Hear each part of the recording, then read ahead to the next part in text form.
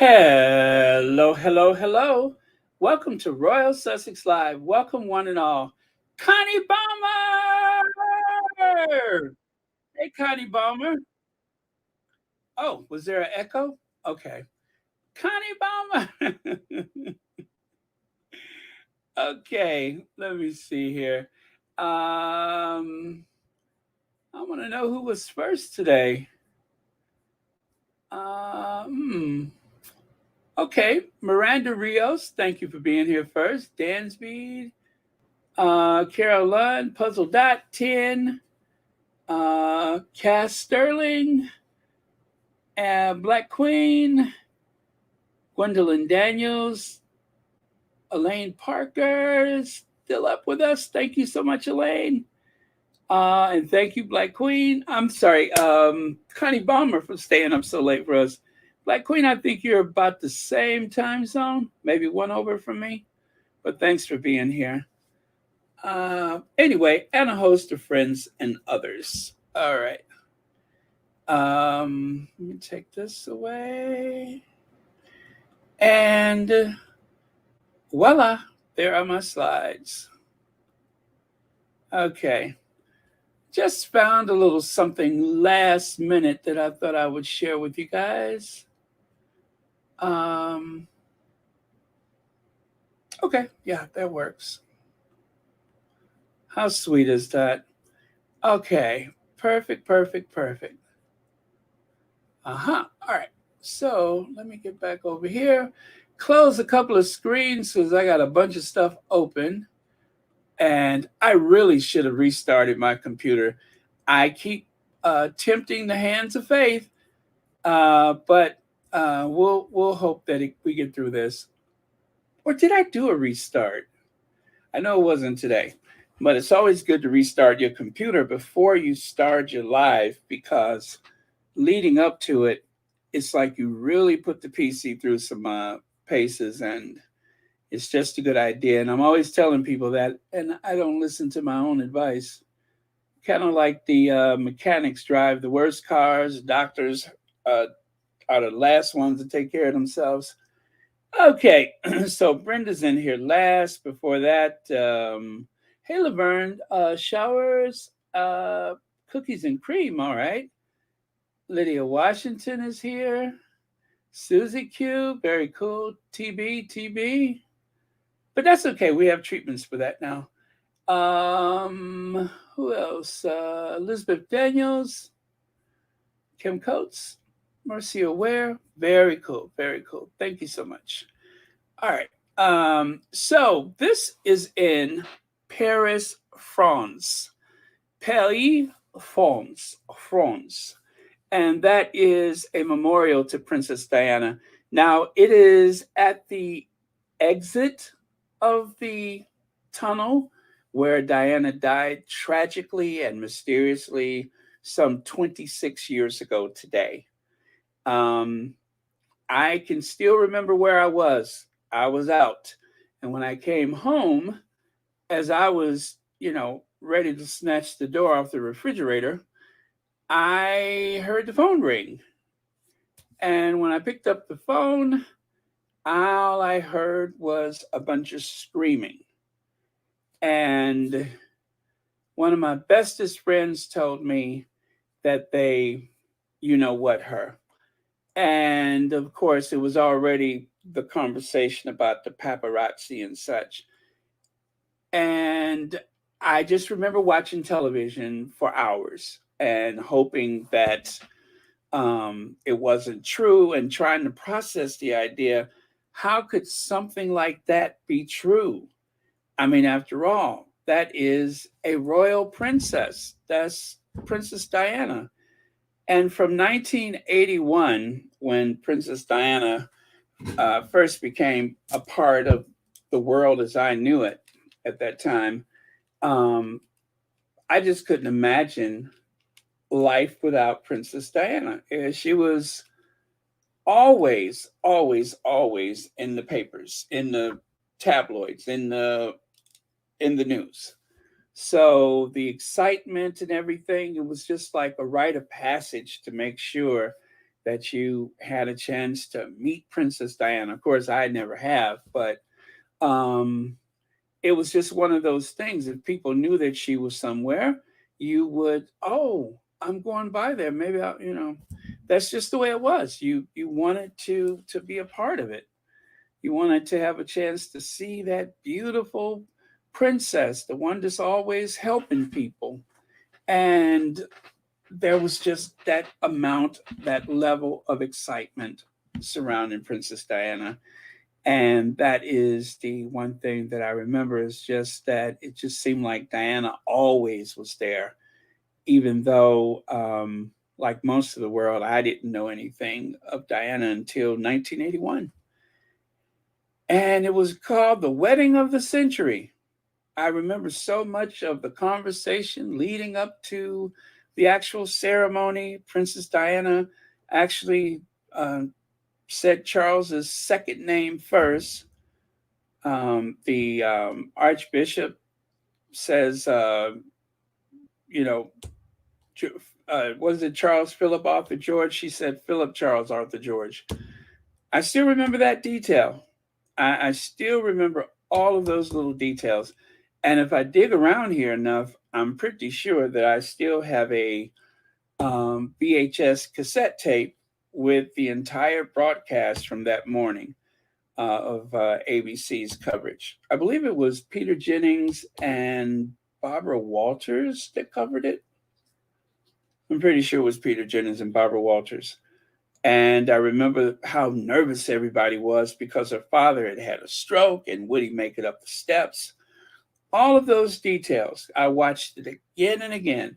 And I had said to myself, Self, I wish I was there. If I ever have a chance to go to a royal wedding, I have to go. I have to go. And that was when I found out that Harry was engaged, right?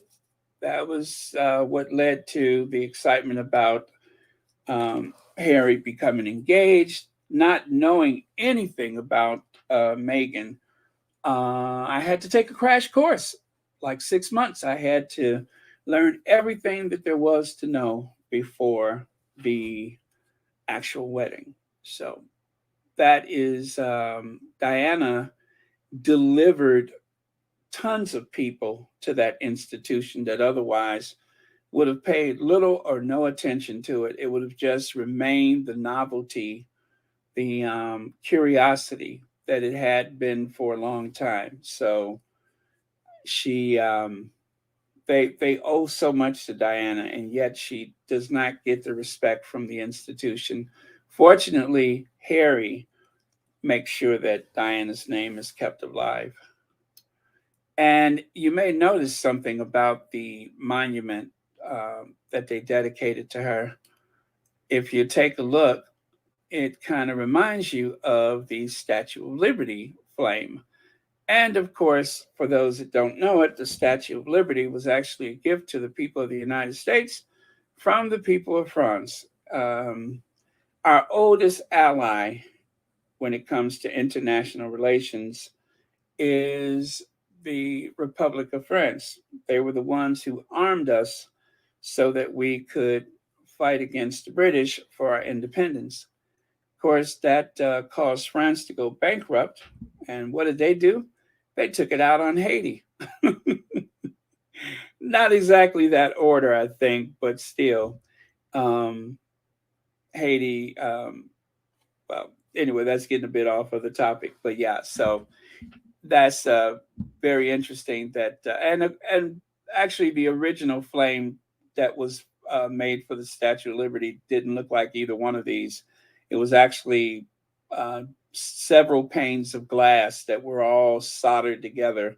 But then back in the 80s, they changed it out for something like this. And then, of course, after we lost the People's Princess, they created this as a monument. So there is a Statue of Liberty in Paris. It's a scale model. It's much smaller, but there is an actual Statue of Liberty identical to the one in New York Harbor, or no, I'm sorry. Well, anyway, on the island there, but just not the same size. Okay, so you have that in Paris right now. And of course, 26 years. It's been 26 years. And I have to say, it was like there was life before when Diana was alive, and then there was life after. And I guess every generation has that feeling that there is someone who seemed like they're so full of life that you couldn't imagine the world without them. And, before that, there was, of course, Martin Luther King, John F. Kennedy, so many people that died so young, and you would not imagine that there would be a time when they wouldn't be there, especially when they have so much to offer the world. Um, the one thing they all have in common is that they offered the world hope. It was an ideal um, version of all of us, is what they gave us. A freedom fighter, a fight for justice, optimism, love, all of those things you could say about two or three of them, all of them, and quite a few other people that died way too young. So I have to say that it was like things were surreal. I just couldn't believe it. I couldn't process it. It just wasn't real to me, and it didn't get real until I looked at that coffin and I saw that note on top from Prince Harry that said "Mummy." I was doing perfectly fine up until that point, and once I saw that note, and they said that Harry had wrote it, that's when I lost it. I was no good for this world. I I don't even remember what happened after that, but I just remember my eyes stinging with tears. So that is what I remember from that time. And it wasn't long after that, that once, people, well, I guess it didn't take some people as much time as others, but everybody was looking at the royal family. Now what? So, and so much hope I had for William and for Harry. Harry, I, I, Harry is. I don't even have to hope. Harry just is. But William, I've given up on William. I thought William was somehow going to be the one who continued modernizing the institution. Heavy burden for someone who is so ordinary. Yeah, I'll be polite and say ordinary. And of course, the most empowering moment that Diana had after the divorce was the trip to Chicago, where Diana had an opportunity to do some of her charity in Chicago. She was invited by the Northwestern University. And how could we know that all those years later that um, a young lady named Meghan Markle would graduate from Northwestern University with a degree in, what was it, foreign relation and acting? Um, yeah, so that happened. Megan spent some time in Chicago during her university, Northwestern University days. Um, they have a downtown campus, and then the main campus is actually in a suburb. I think it's Evanston. So, um, anyway, they invited her, and the president of the university is to the right side of her in this photo, not her right, but the right side of the photo. A photo, and he asked her if she was going to wear the school colors, and she just smiled. And of course, the next day, when the Rolls Royce that you can see behind her head there, you can see the Rolls Royce that was borrowed from a local car dealership. When she emerged from the car, she was decked out in a Versace gown, the famous purple Versace gown. And of course, the president of the university could not stop beaming when he saw her. And so those are the steps of the Field Museum. And the other side of the street back there, that is the Soldier Field. Uh, Very, very big moment for Diana. This was an indication that, in spite of the fact that she was no longer married into that institution, that there was so much demand for her time, um, that it was no way that she was ever going to have that quiet, ordinary life unless she really, you know, went into hiding or something like that. So I can understand why Harry and to some extent William believed that Diana had to still be alive somewhere because, I mean, just a force of nature. How do you take something like that away from this world so young and so tragically like that? But yeah, she, 36 years old? But that's the way I remember it. And then I recall that the local newspaper used this photo for remember the old newspaper boxes they had? You put a quarter in, you can get they used this with the pink suit. That was one of her more recent photos at the time. And I still remember the pink suit. And I still remember wanting desperately to try to find one of those newspaper boxes that had that little card inserted into the front of it because I love that photo and I desperately wanted to have it to hang on the wall and never could find one. But there was something coming down the pike that I could not have imagined would have made a difference, and that's called the internet. So you can actually just print them out all day long if you want to. But it would have been so special still if I was able to get one from that time. But yeah,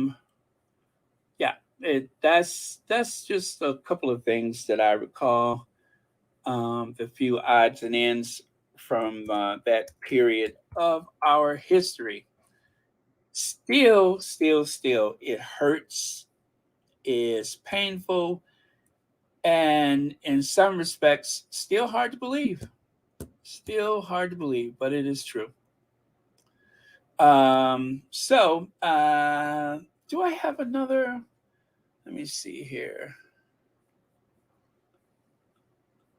I think I'll do that later on. Later on, I'll play one of Harry's videos where he speaks about his mother. Yeah, I'll do that later. So, okay, let me see here. Take a look at a couple of your comments.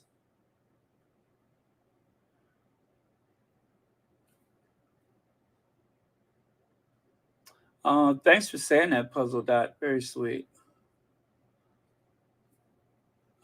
Let's see. Rosalind says Harry carries her spirit.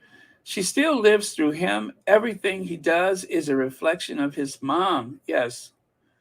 Yes, very true. Very true. He is the rightful heir to her legacy. If anybody is carrying forth Diana's legacy, we all know that that is Harry. I'm afraid the other doesn't even try. And I hate to even bring him up, but you can't really have one without the other because, he bared such a striking likeness to her. And that hurts as well that he has become the person that he is. And it is, I quite often I think about how disappointed I am that not only is he not really capable of carrying her legacy, you really have to wonder when they had the concert for Diana, was it mostly Harry's doing? Anything that they've done since Diana's tragic and mysterious death in that tunnel in Paris, you have to wonder anything that happened with the Royal Foundation, with the brothers, who actually carried the weight of those occasions? Prince Harry. VS says to know Paps just kept taking pictures.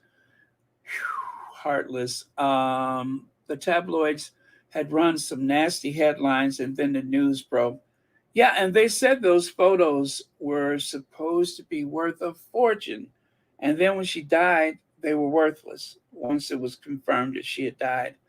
But to think that that's the last sounds that she heard was the photographers, and that they weren't helping, they were taking photos, which is a lesson that unfortunately some of the people closest to us, if not ourselves, have to remember to put the phone down and help.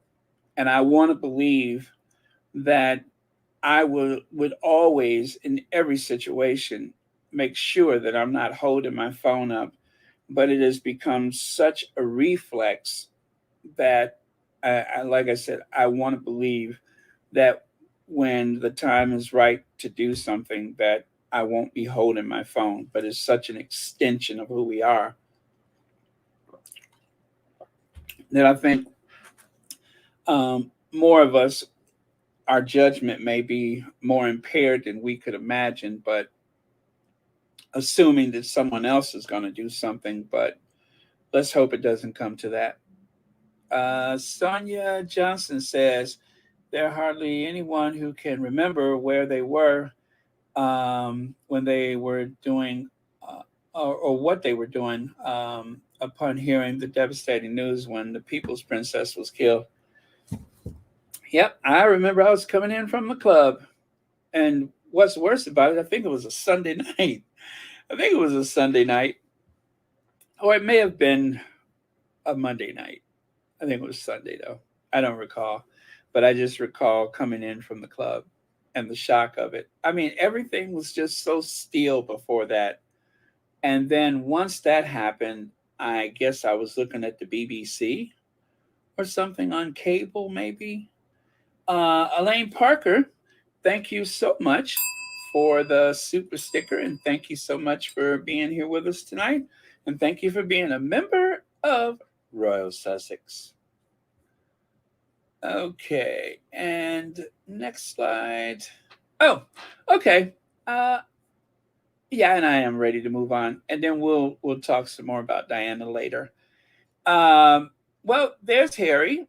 There is I believe that is a scene from the, or not actually a scene, but a photo that was taken during the Invictus Games at The Hague last year.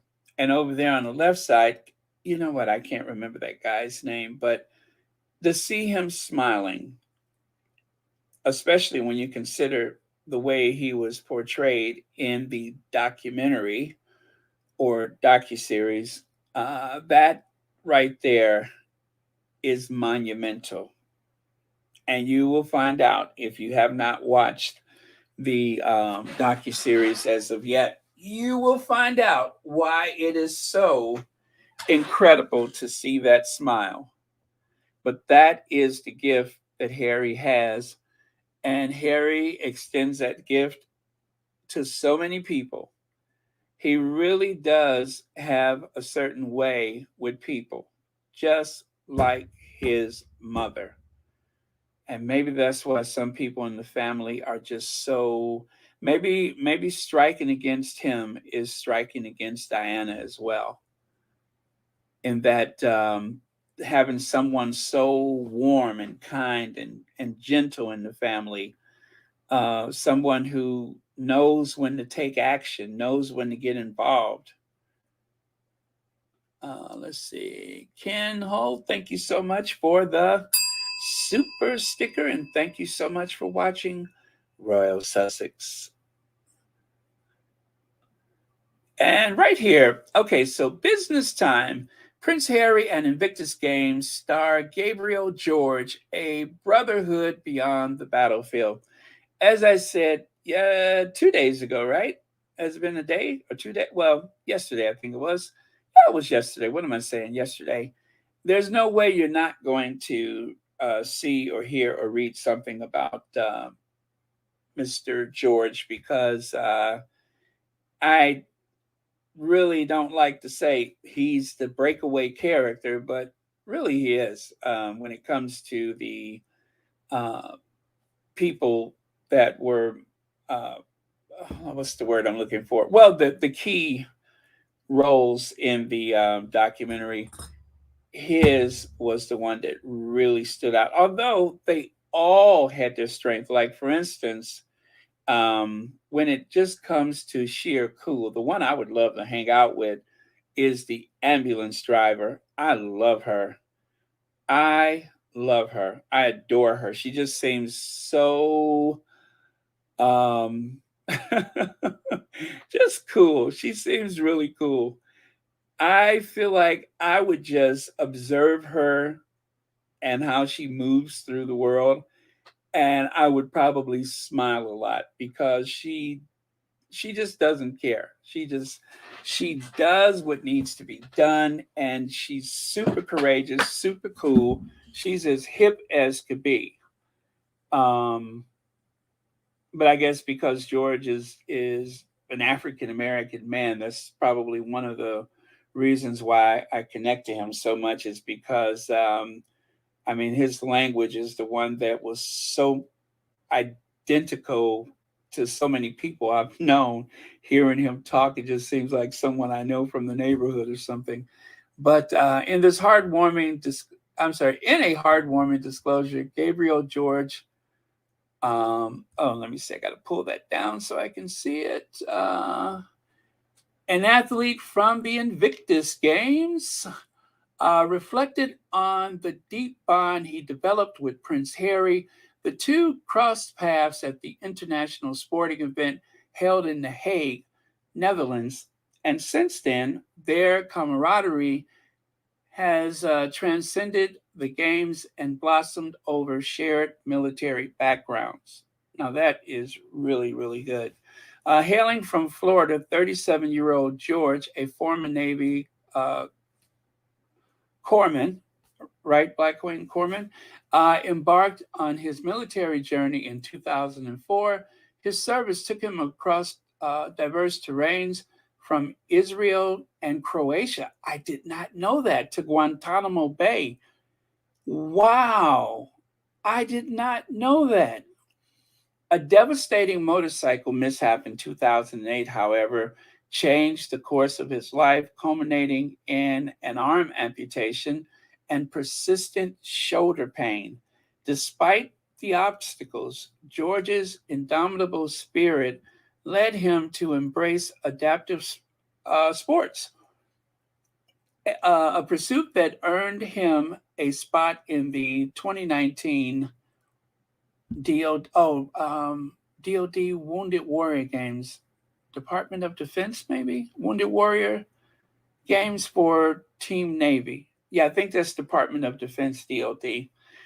His relentless passion brought him to the Invictus Games, where he represented Team USA in various disciplines, including archery, swimming, and rowing. And how touching was it to see him fight so hard to overcome every obstacle, every event. It was like, I am going to master this.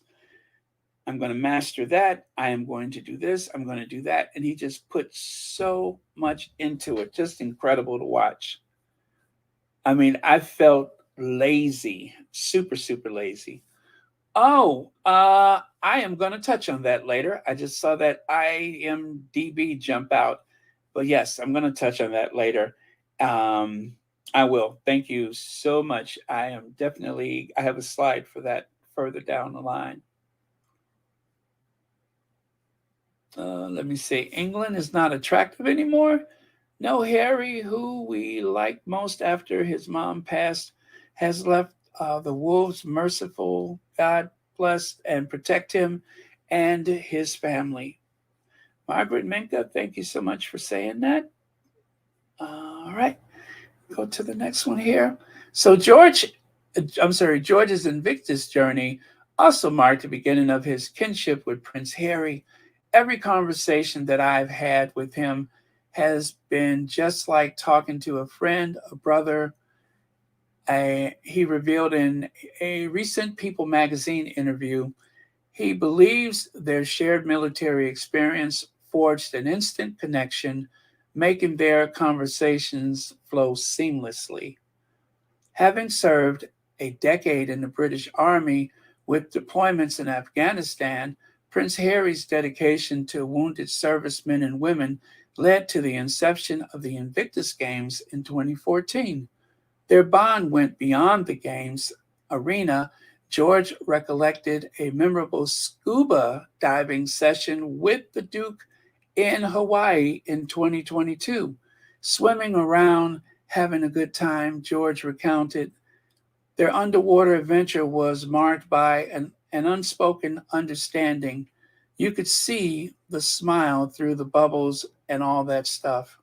For George, the Invictus Games, spearheaded by Prince Harry, has been a beacon of hope and rejuvenation. He asserts that the Games injected a renewed vigor into his life, motivating him to pay it forward by training others in adaptive sports. He presently champions pickleball, emphasizing its transformative power and shared. Giving them a piece of Invictus brings life back to those he coaches. Their bond underscores the profound connections that can be formed beyond the battlefield, where two souls, touched by the challenges and camaraderies of military life, and find solace in brotherhood in each other's company. Beautiful, beautiful, beautiful. How touching is that? I'm telling you, this guy was quite the breakaway character, but not to disrespect the others, because I tell you, the way this series was edited, it barely left anything on the dance floor. I mean, they made sure you had a complete roundabout story of each individual. So it was kind of like an ensemble cast in a very, very good play. Everybody's character had a purpose, everyone's role was equally important. So I don't want to diss anybody else that was there. It was all incredible. So now let's get to this. So I went through the hashtag for the Invictus Games, and I see this, and I'm just randomly choosing any of the given British tabloid reporters. So Kate Manzi. Prince Harry says the media didn't cover stories of UK troops injured in Afghanistan. Maybe he's forgetting that while I was at the Sunday Times, he wrote this compelling front cover for the news review section. And this is what I was trying to warn people about.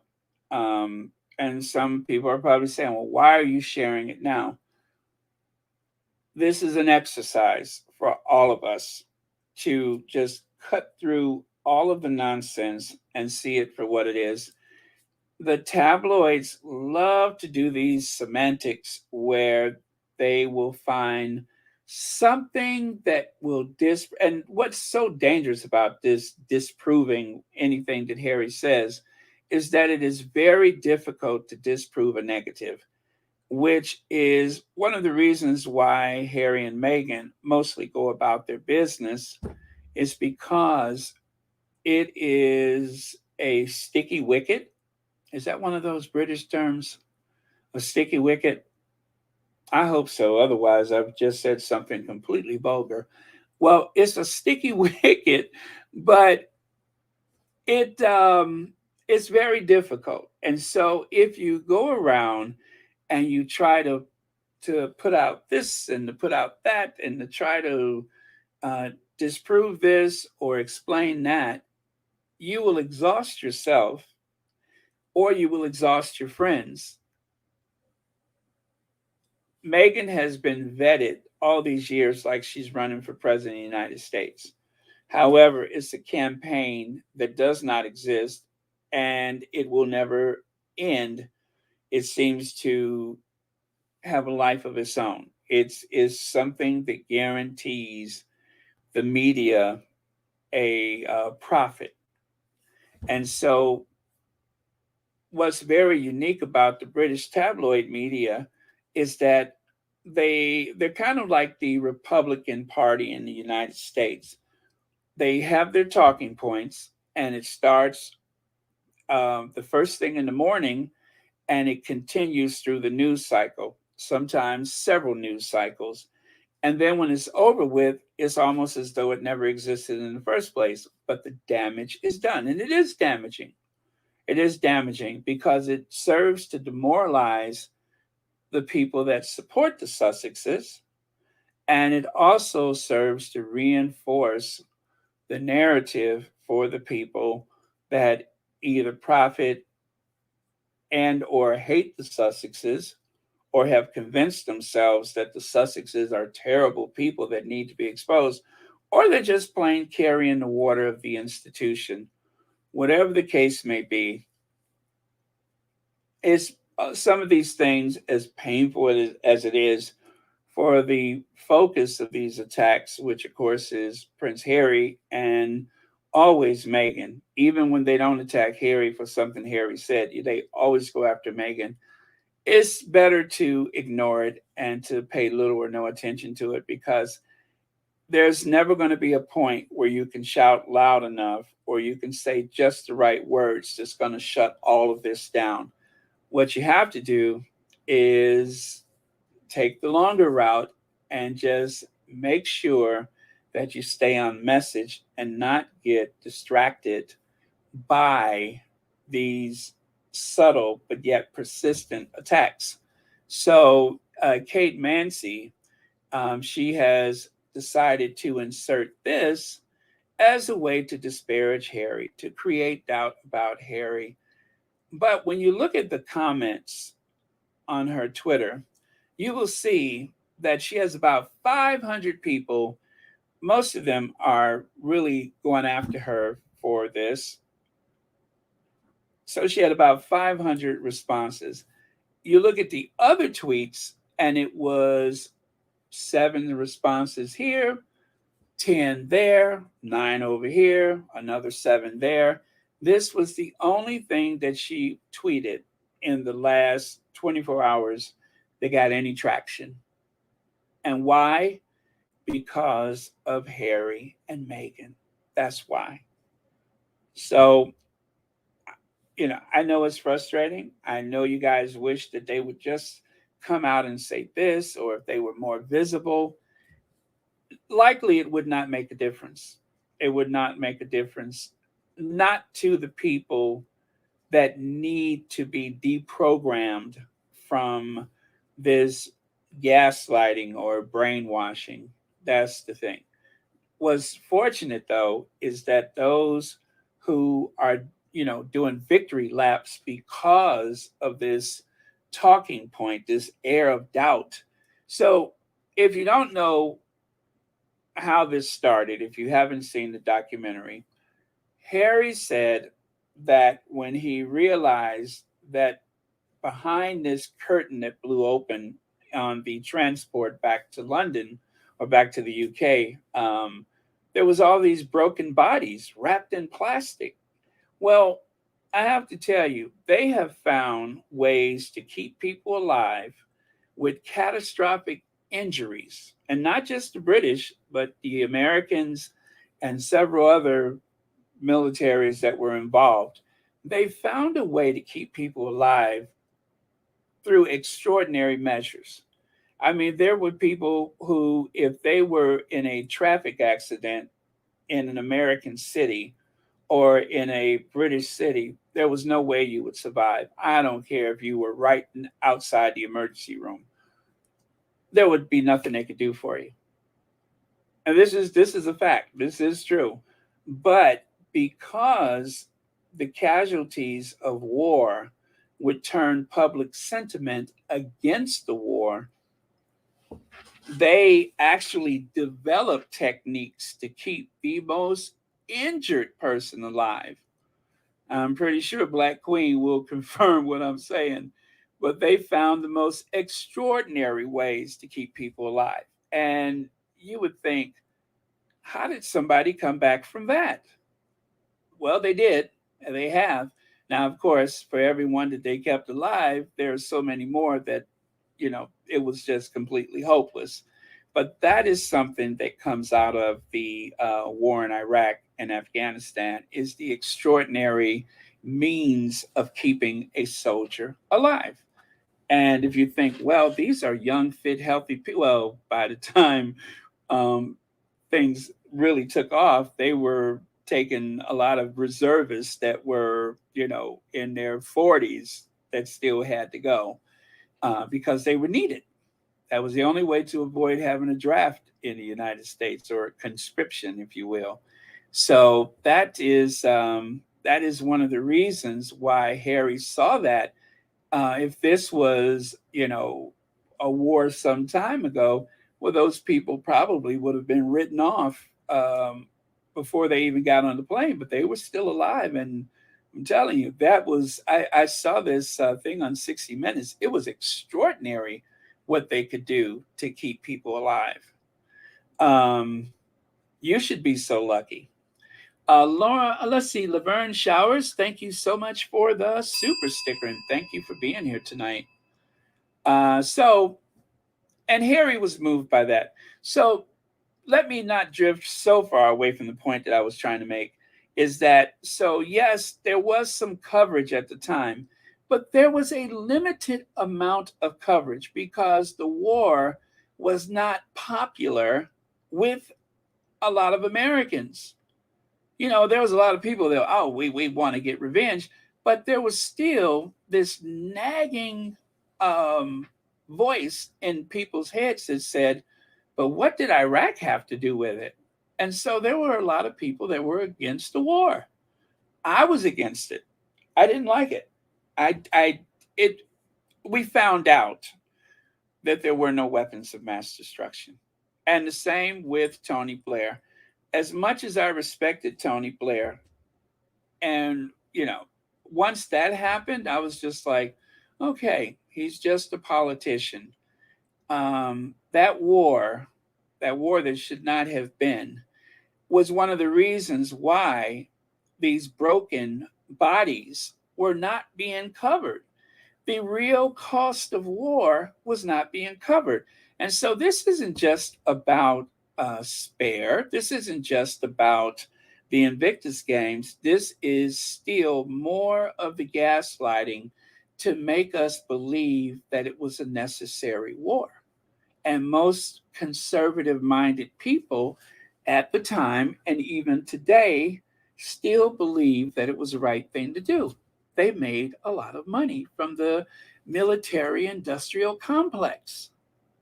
And so the American media, they lied to us in ways that was frightening. Dan Rather, CBS News, they set him up, caused embarrassment for him, and he resigned. He was the only voice out of all the major network news. He was the only one casting doubt upon the weapons of mass destruction. And when they fired him, Tom Brokaw, was it Peter Jennings or whoever it was, they did not speak up for their equal, as these were all the big network guys, and they cut him adrift, and he quit. He had to resign. So there was a lot of lying. If I wasn't as old as I am, then I would know that there was a propaganda campaign to justify the war. And so, yes, there was some coverage, but they never told the truth about how dreadful the injuries were, how many civilians lost their lives. And that's what Harry is talking about. They did not tell the true cost of war. And so when he says that they were not talking about the soldiers that were coming back with PTSD, with their bodies and limbs in tatters, that's what he's talking about. It wasn't that they didn't cover the war. but they didn't tell you, they didn't cover exactly how catastrophic these injuries were. That was that would have made the wars very unpopular. That would have made Tony Blair more unpopular that much sooner. George Bush was already hopeless. So that is what Harry is talking about. And what bothers me is that they can get away with this because most people just don't know. Because the war did not affect the average person. It wasn't like in the past where everybody, was going off and this one was going, this one's going. No, there was a very smart war. But because of the IEDs and because of some of these shoulder uh, fired rockets and stuff like that, and because of the treacherous terrain that they had to fly these helicopters over, as Tammy Duckworth, senator from Illinois, who lost both her legs. So there was a lot of lies that were told. And Harry's not going to come out and just say it like that. I'll say it for him. They didn't want people to know the real cost of war. They didn't want people to. That's a lesson that was learned from Vietnam, by the way, is that you don't show all the coffins. You don't show all of these people behind a curtain covered up in plastic and tubes coming out of everything. They don't show that. That's what he's talking about. Black Queen says, Baron, you're correct. It's very ugly to behold. It will change your, what is that, your physics forever? Yeah. Or is it psychic? So, I get it. Sorry about that. But yeah, it's the real cost of war. And that's what Harry's talking about. And they are not going to tell you the truth because it would go against um, celebrating these soldiers in this documentary. It would go against that because, well, should I say, they don't want to celebrate these soldiers. They won't speak against them, but by trying to tear down Harry and trying to pick apart his every word, that's exactly what they're doing. Alicia says, Baron, you hit the nail on the head. I believe they could have done more to save Diana, but they didn't. They drive. Oh yeah, that slow drive to the hospital. That is very controversial. Um, if it went the way that they said it did, which we only can take their words for it, um, there was a tear in an artery, I believe they said, and that unless they had just got her there and perhaps opened everything up, it just looked like a heart attack. It looked like a heart attack. But then again, when there's a car accident, the first thing you ought to know is that there is this potential for internal bleeding. And basically, she needed a lot of blood fast. That's my own amateur opinion about it, is that she needed a lot of blood and they needed to stop that bleeding. And that couldn't be done if you're, stopping and going and stopping and going. I don't understand their policy for that, but as far as I know, I don't think they changed it either. So let me see here. Oh, I better scroll. Oh yes, thank you so much, Connie Balmer. I'm stuck, and I see as you guys have been making a lot of comments. I'm just going to go down to the last one. But yeah, so that's just bear in mind, you guys, that is what I believe is going on, is that Harry was talking about something that, what was very true, is that most people didn't know the real cost of the war. And when it came to World War One, that was a very bloody conflict, and it was the first time that mechanized war had struck Europe like that. We had it with the Civil War. That was when the machine gun was created and all that kind of stuff. So we had it during the Civil War, mass casualties. But all of these aristocrats that went to these fields of battle in Europe and didn't come back, oh, that really changed the course of history. And if people were more informed at the time, I think there would have been a big call for the end of the war sooner. So that's they suppressed that information.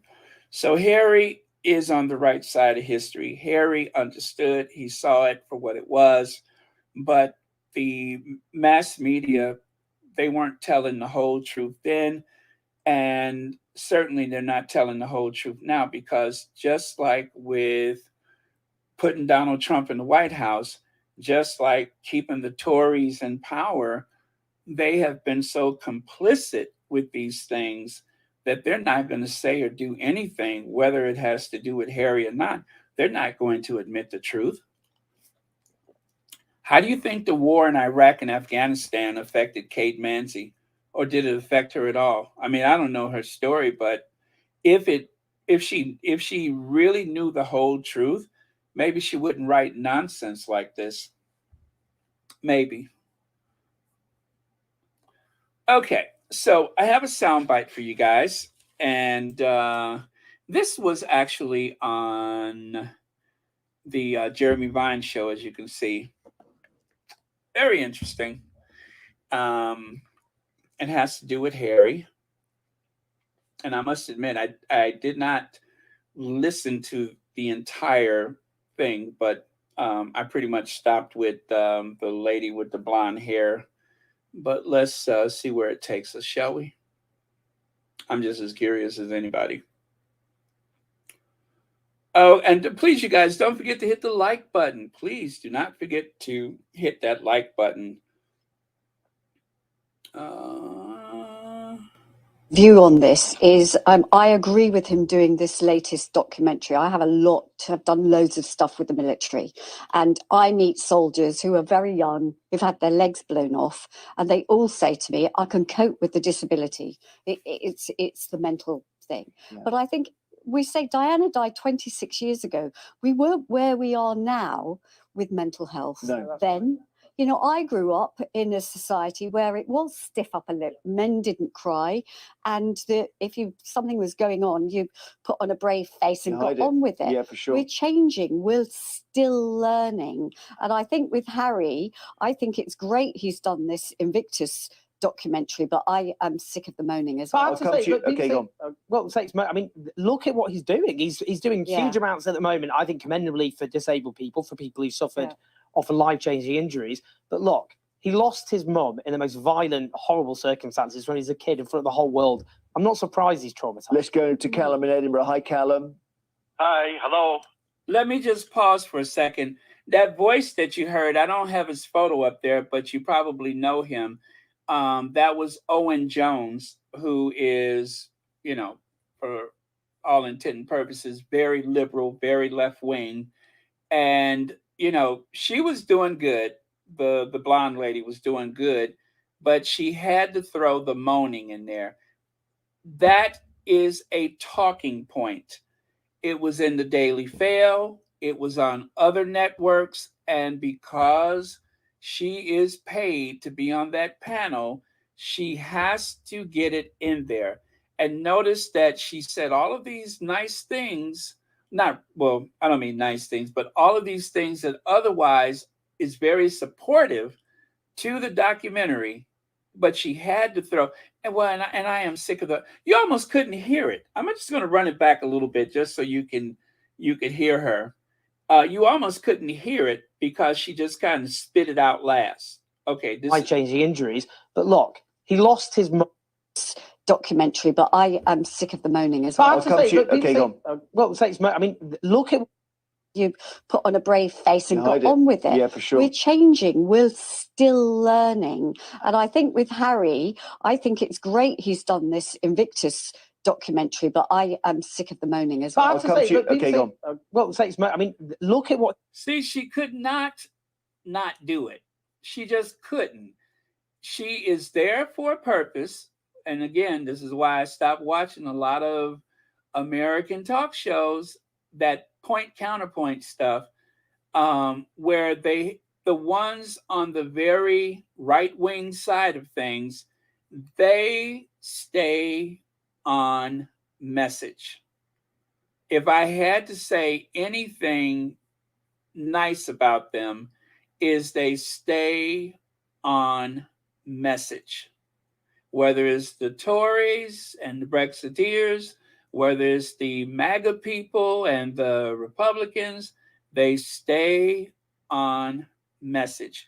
And she got all the way up to that point, and she had to throw moaning in there. Very, very effective for people full of hate. What he's doing, he's doing huge amounts at the moment, I think, commendably for disabled people, for people who suffered often life-changing injuries. But look, he lost his mum in the most violent, horrible circumstances when he was a kid in front of the whole world. I'm not surprised he's traumatized. Let's go to Callum in Edinburgh. Hi, Callum. Hi, hello. Is he everybody. talking too much about his mental health and blaming the royals too much? Yes, I think he's right to do what he's doing.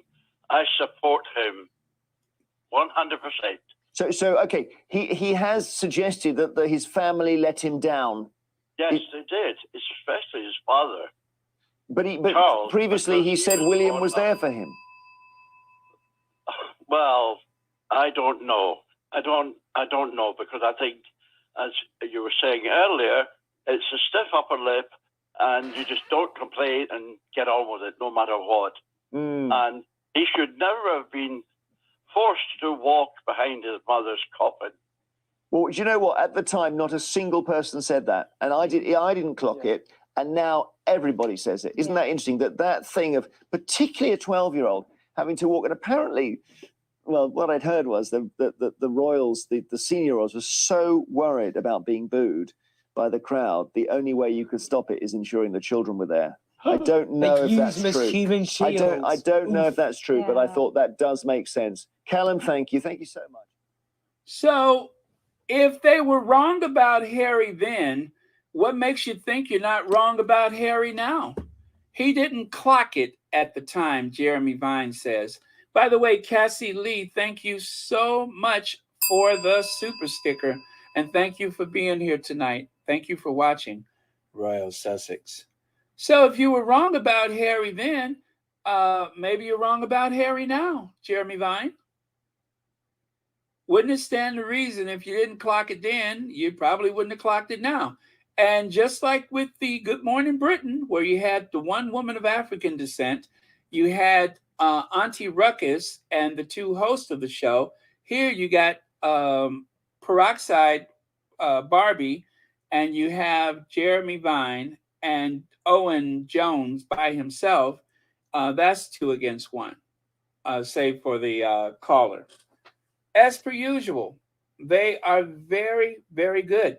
I wish that, I wish that there was something more that could be done to change this, but unfortunately, as they love to say that the media is so liberal, that's the talking point that the Republicans use in the U.S. The truth is, the media is owned by a bunch of old, rich white men. That is why the war in Iraq happened, is because of old, rich white men. Anybody who believes that the mainstream media is on your side is sadly mistaken. This is a bunch of old, rich white men, 1%ers that are very conservative, and they've never seen a public benefit, or should I say entitlement, anything like that they have not wanted to take away. So, yeah, thank you, Connie. He is pathetic. He is pathetic, and it's mostly because you know that this is a performance that he's putting on. I don't believe that he subscribes to a lot of that stuff, which is why he's constantly looking away and looking down, and he can barely form his words on occasion. It's because he doesn't believe it either, but that's what he's paid for. Diane Hawkins says, must we hear an angel food skeleton lady again? Who cares if she's sick of anything? Stay sick. She gets paid to stay on message, and frankly was too afraid to dare go against vets' actions. Yeah, and that's it. I just don't think that most people or should I say, I don't believe most people in the public, especially a lot of older people that still believe in the television of the past, where it was more of a liberal side of things. But no, it's fully owned by conservative people. It is managed, owned, and operated by very, very conservative people. And they want to make sure that they don't ever have to pay tax if they don't have to. They want to make sure that the working class and poor people stay that way and don't expect too much by way of benefits. That is what they want. And a lot of them made money from the pandemic. A lot of them made money from the war in Iraq and Afghanistan. And Tony Blair lost the respect of so many people. I thought he was a really cool guy. And then I got to see him for who he actually was. Just another one of them. Just another one.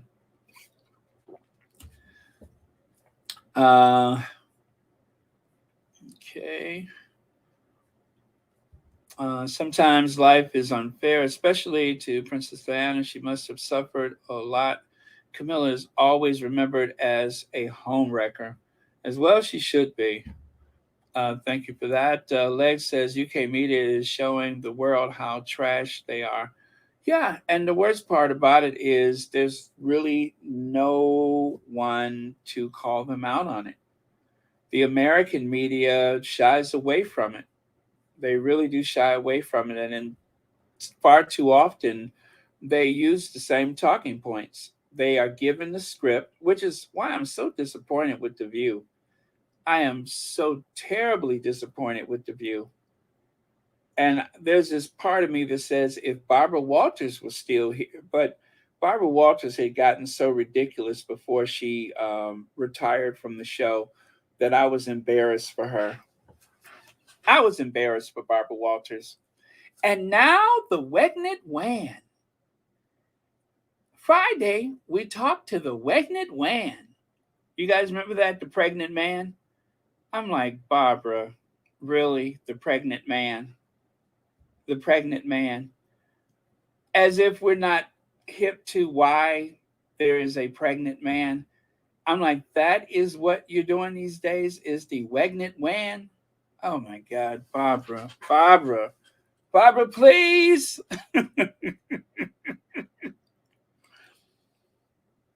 But I had lost respect for her long before that. Barbara was just, and The View, well, The View was already on a downward spiral. And now the Wegnet Wan.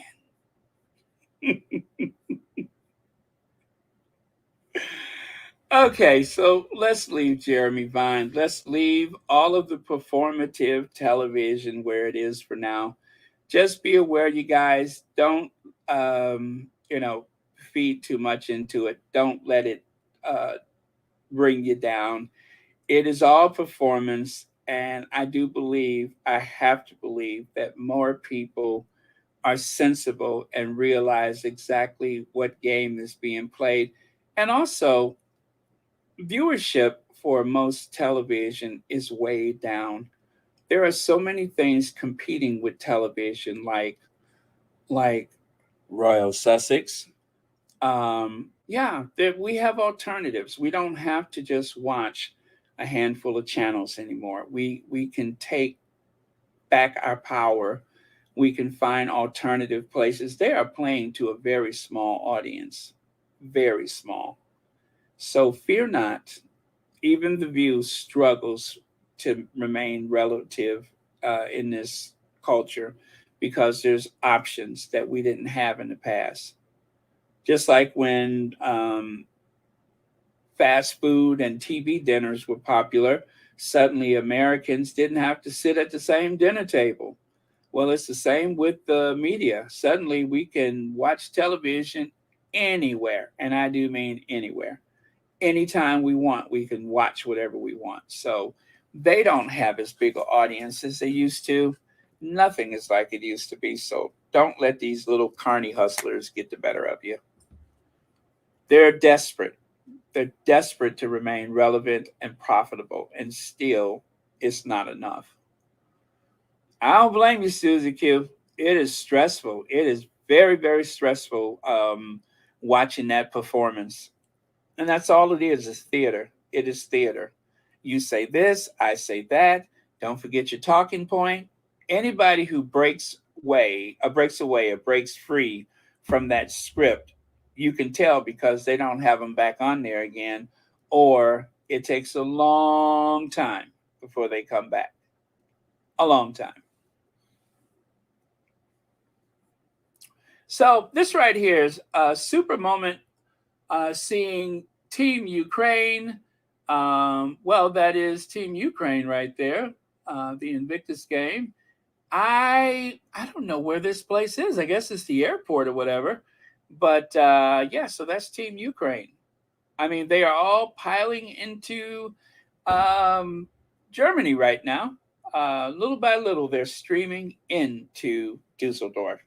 So it is happening, you guys. It is happening. And how exciting, right? Fatima says American and British media are the same. I feel bad for the squatties who are hopeful about U.S. media. They are all the same. Profit is more important than anything or anyone. That's why they are failing. Fatima, that is so true. That is so true. Their profit is worth more than the mental health of society. And that is the truth. They would rather have their profits. Aaron, hilarious. I'm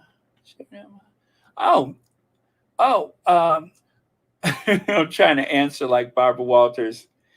Let me see. See, if I think about it too much, I can't do it. But I'll try to do it again later.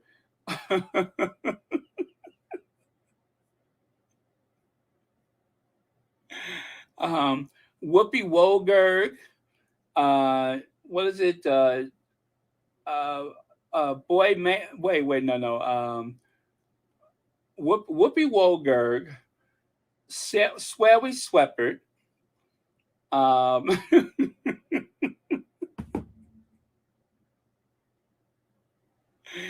And Roy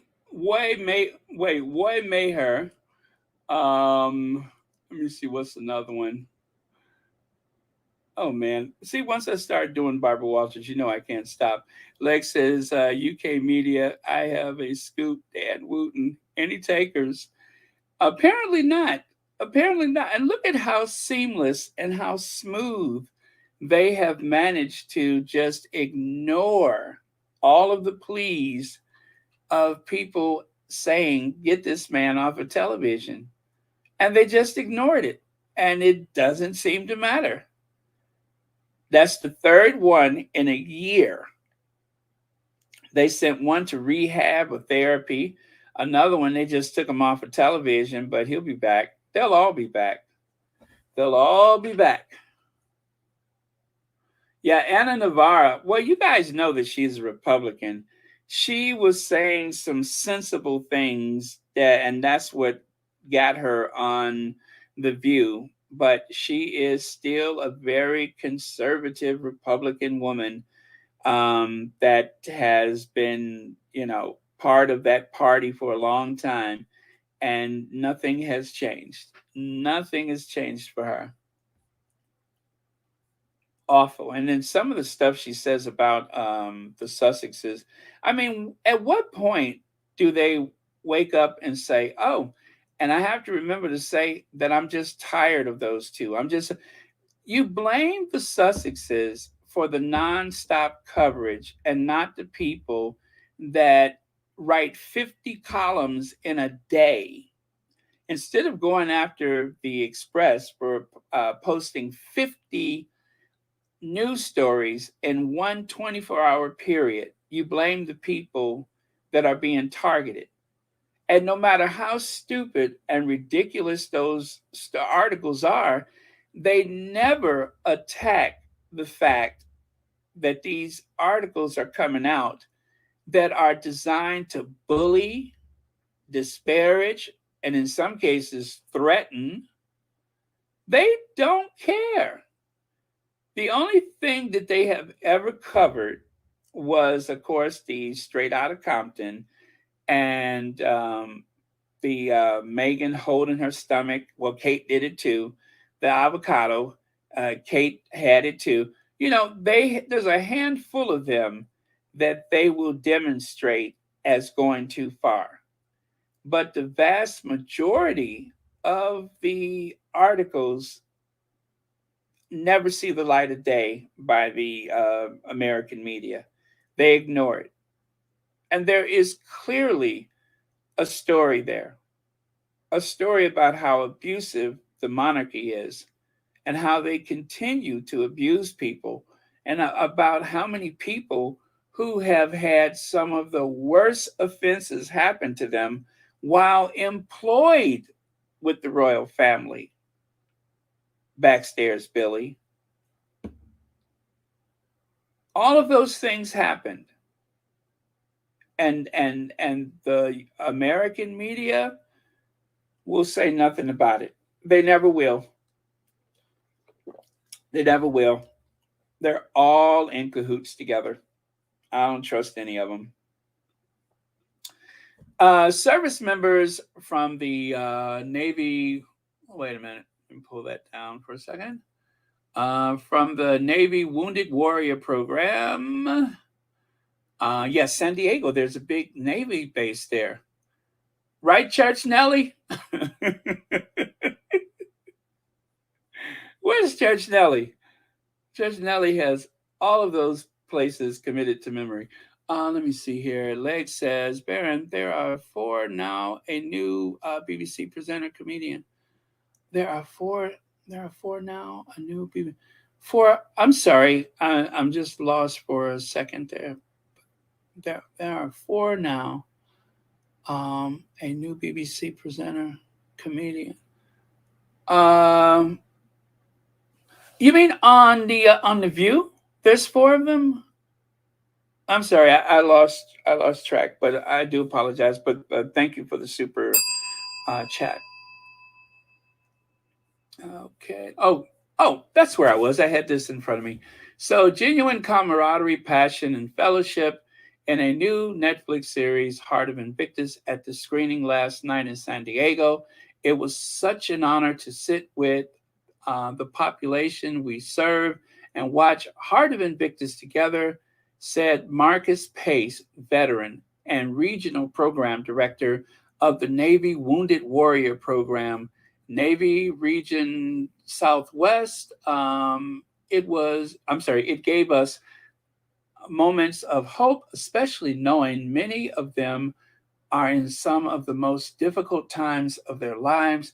But more than anything, it was an evening about community for our wounded warriors and being around other service members going through the same thing. I'll pull that away. As a surprise for our service members, Prince Harry, the Duke of Sussex, popped in to watch with the audience, and it was a surprise. So I'm not going to play that video, but I'm pretty sure you all have seen it. Okay. Oh, there we are. Leg says it's another person that has been oh, really? Really? Oh, I see what you were trying not to say. Really? On the BBC? Seriously? Another person? Oh, not the BBC, but just another. Where do I find that? Where do I find that? I want to see that. Is it someone of note? I mean, is it, or was it like a management person we would have never seen otherwise? That's interesting. So there's 4 this year. Thank you for that. Yes, I'm going to have to catch up with that. Yeah, I want the dirt. I want the dirt. Okay. Let us continue. So there is Prince Harry. And in case you didn't see it, here's the photo that came out yesterday evening, right? I think it was yesterday evening, Well, I found one that was not on the Instagram, so that's why it's a much wider photo. I found one that's, the original angle instead of being cropped off there. And then this one, I think we saw this yesterday, right? Or did we not? But yeah, anyway, I know today a few people have already shown this, but in case you missed it, this is another one from yesterday. And of course, you put the two of those together and you can see destiny in action. And then this one right here, Prince Harry launches Heart of Invictus with selfie in Chula Vista. So that story has had, well, legs. That story has had legs. I can't say legs and not ring the bell. But that story has had legs the past 48 hours since that surprise of seeing Harry at the theater. And then there's this right here. Wait a minute, who did that article? I think there was a paywall for this one. I couldn't get past the paywall. Oh, that was Town and Country.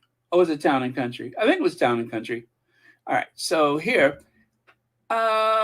this is the office, and I showed you this photo before, but it took one of the tabloids to put all of this up here. A statement houseplant. Now, I've heard of a say something hairdo. I've heard of a power suit, but a statement houseplant? A statement houseplant? Since when does houseplants make a statement? I didn't know that there was such a thing. Oversized bottled water? They do reach a bit deep sometimes. And then, oh, that's the person. Uh-huh. Interesting. Let me see. I want to see who it is. Let me look that up. I saw that name somewhere and I ignored it. For whatever reason. Oh, okay. Really? Him? Now, mind you, I've never seen him before. British presenter. Uh-huh. He's 54 years old. And let me see what the controversy is. Uh-huh. So they wasn't into him, but they was in. Okay, he was into them. And he's a comedian. He doesn't look like a comedian. But then again, what does a comedian look like? Isn't that something? Freak. Well, I guess he was trying to live up to it. Well, let me stop that.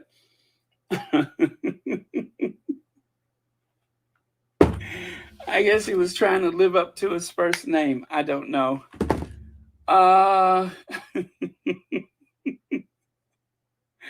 demonstration? I think not.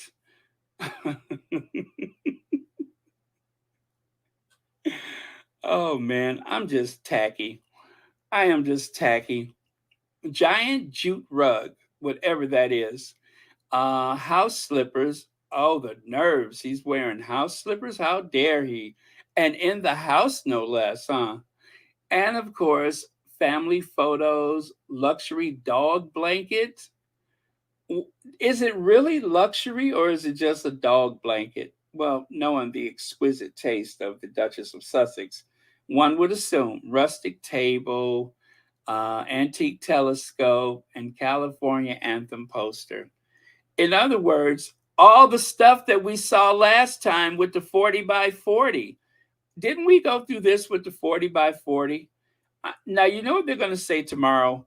They're going to say what happened to the Hermes throw. Remember the Hermes throw? They're going to say that the Sussexes are so broke and so desperate for cash that they had to sell their Hermes.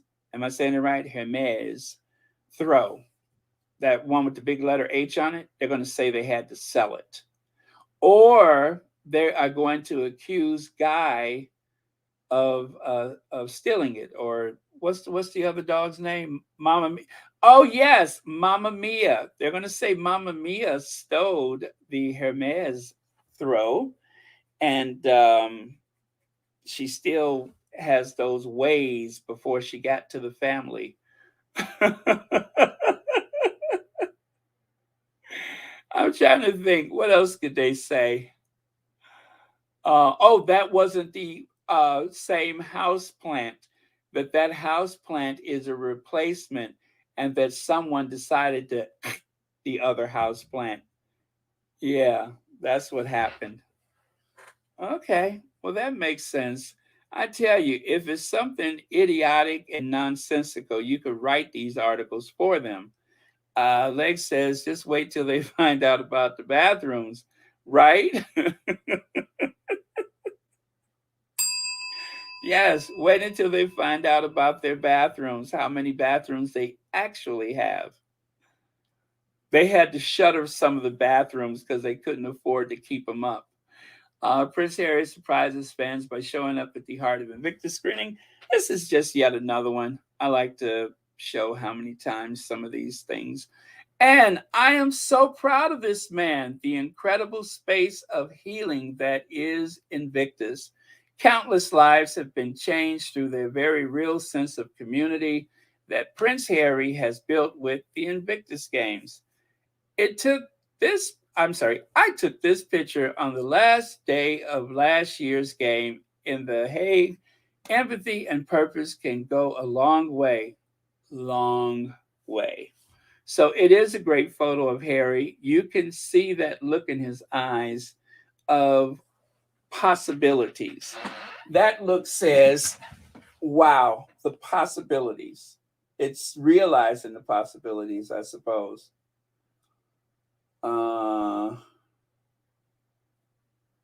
What was that? That was I Am Joy. Oh, why I'm Joy. I'm sorry. What did I say? Oh, okay. Is that what I said or no? Anyway, thank you, I Am Joy. Okay. Yeah, they are jealous. They are very, very jealous. They're envious. They are green with envy. Meanwhile, at Adelaide Cottage, the more that Harry and Meghan and the Sussex family and Mama Doria enjoy their lives, Adelaide Cottage is looking less and less like some gingerbread cottage from the Victorian era, and it is slowly turning into 1313 Mockingbird Lane. It is slowly turning into something out of a Tim Burton picture. This is how I picture Adelaide Cottage. I mean, not literally, but in a very broken spirited way, Adelaide Cottage is turning into something of a ghost novel. It is, when you go past the place, it's just like the television show, The Monsters.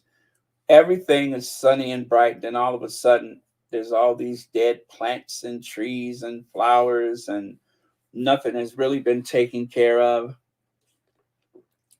in a figurative way. So this is how I picture Adelaide Cottage today, since Harry just seems to keep conquering the moment after moment after moment since he left Narnia. They drove the Sussexes out of Kensington Palace. They drove the Sussexes out of the Frogmore. And now there's nothing but disappointment and broken spirits because they have to actually work. All of the stuff that they could have had if only they accepted half in, half out. But they wouldn't hear of half in, half out. So this is a disaster of their own making. They have really shot themselves in the foot. So this is how I picture Adelaide Cottage today. Gone is the gingerbread house, and enter this detached, relic, garish-looking manor, mansion, cottage, whatever it is. Let's see, Bernadine Robinson, thank you so much for the super sticker, and thank you for watching Royal Sussex. And what is William's disposition? Well, despondent, shocked, bowled over, not exactly incandescent with rage, but sullen because he has been so roundly defeated. The man who woke up at age 39 and realized that he had nothing to show for his life, in spite of being a billionaire, in spite of all of the wealth that has, privileges like a 8 million pound helicopter, in spite of all of those things, he really has nothing at the same time. He doesn't really have any friends. He doesn't really know how to communicate with people. The only people that surround him are people that report to work on any given day. Not really. Well, he has his family. He has his family. That's one thing he's got going for him, is he has the children. He has Mumbles, so he has that. But otherwise, he's a broken individual because at age 41, he's 41 now, he realized he hasn't done anything. Nothing sticks. There's a big announcement, there's a lot of headlines, and then nothing. Nothing, nothing, nothing. Endless photo ops, performative art, performative posturing, if you will, and then nothing. Whereas Harry, with his connections to Child, the Invictus Games, founder of the Invictus Games, co-founder of the Centre Ballet. And every year he plays a big polo match for charity. Now, William, I've seen him play polo, but it doesn't seem to be consistent. There's little or no coverage of it, even when there was supposed to be this deep, passionate kiss between himself and Mumbles. You know, the one where her mouth went all crooked and she turned away like she had a some kind of neck brace on. You know how people have on a neck brace and they can't turn their head?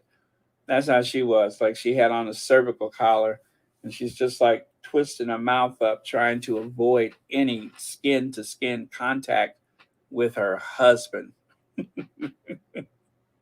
Shelly L, hi there in High Squaddies. Why are we looking at this at the inside of Camilla's business? Why are we, you mean with all the cobwebs and tumble?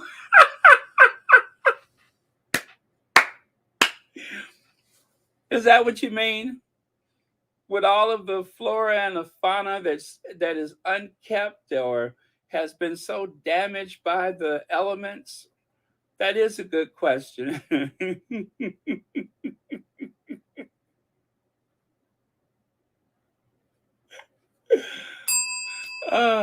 Thank you so much for the super chat. Yes, that is a good question. I agree with you. Why? What is the point of it? Instead of instead of looking at it, we should just leave it to the elements. Let it twist in the wind. Let me see. Diane Hawkins says, "Baron, the wasp and the fly." Man, wish he never listened to Billy and pulled those other options from the printer. Yes, as mentioned in Spare, half in, half out should have been source. Not talking points, but begging points. Yes, it shouldn't have been talking points. They should have been begging them to take the half in, half out. Very, very wise, Diane Hawkins. It could have saved a lot of trouble.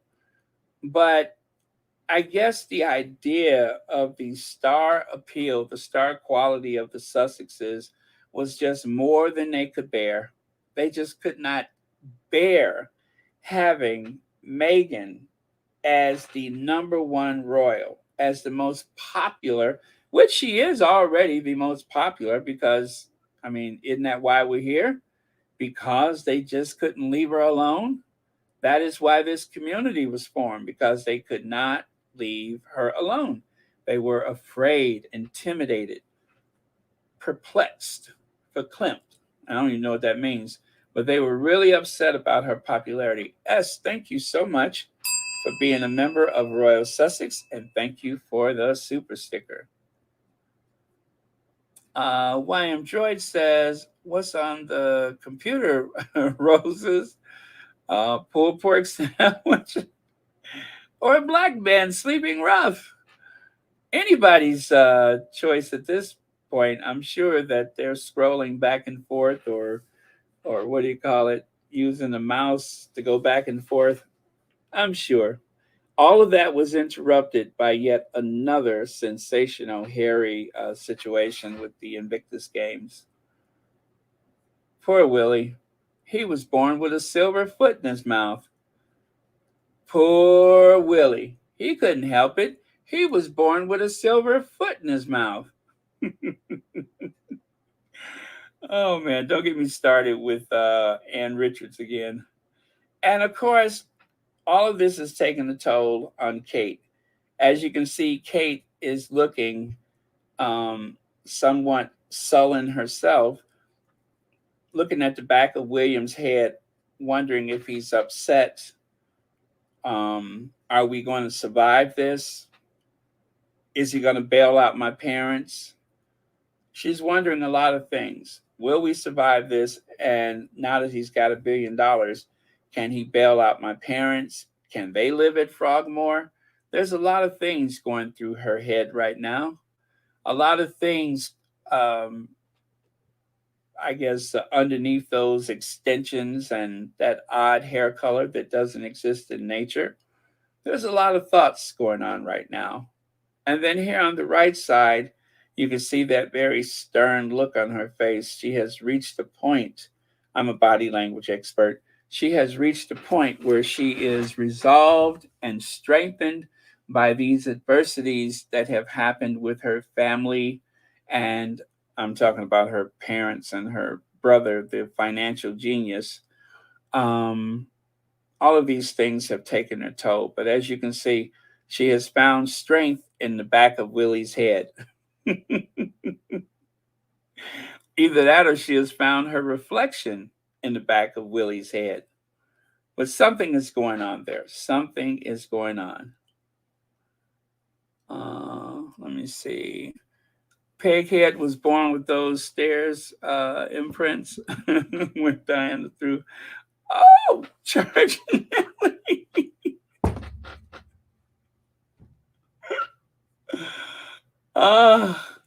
Church Nelly, you snuck up on me with that one.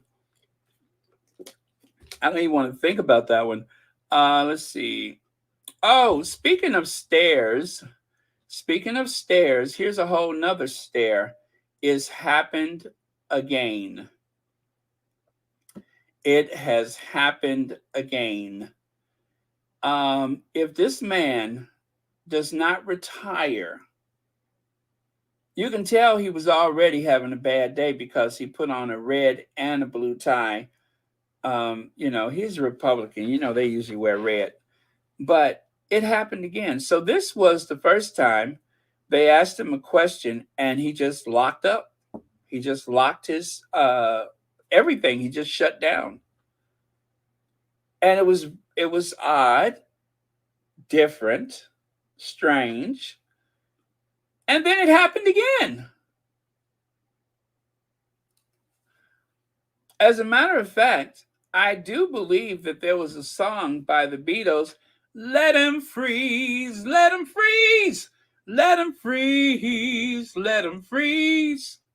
He should think of retiring, let him freeze. When they asked Mitch McConnell a question and his eyes locked on thee, Speaking words of confusion, let 'em freeze, let 'em freeze. And although the lady walked up and said, Senator, did you hear them, please? A voice deep inside of his throat said, let 'em freeze, let 'em freeze, let 'em freeze, let 'em freeze, let 'em freeze, let 'em freeze. You ain't gonna get no answers. Let 'em freeze.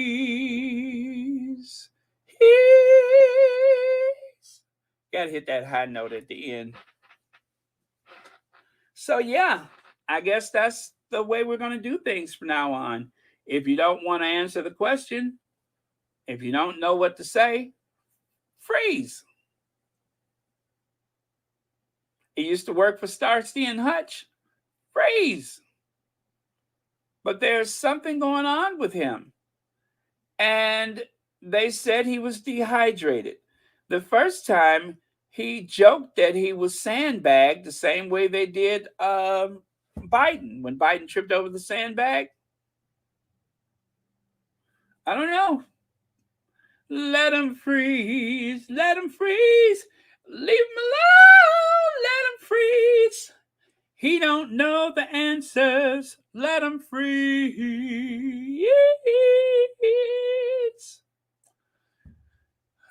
And of course, let's see here. K Costello, 24 months membership? Hi, Baron, and all.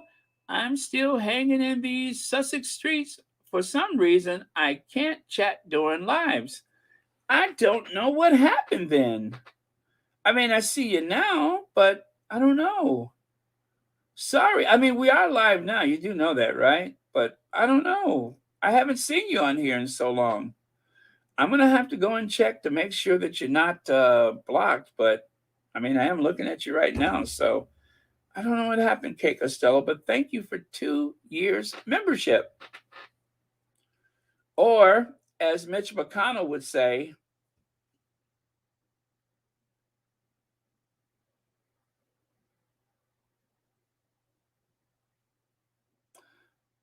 right? That's exactly what he would say.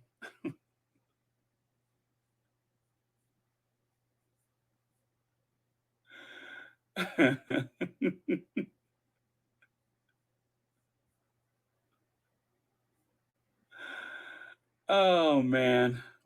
Well, I hope he's okay. I mean, I'm not wishing anything bad on him, but something is going on and he needs to get it checked out. The question that they asked him, they said, Senator, are you going to run for re-election in 2026? And he said,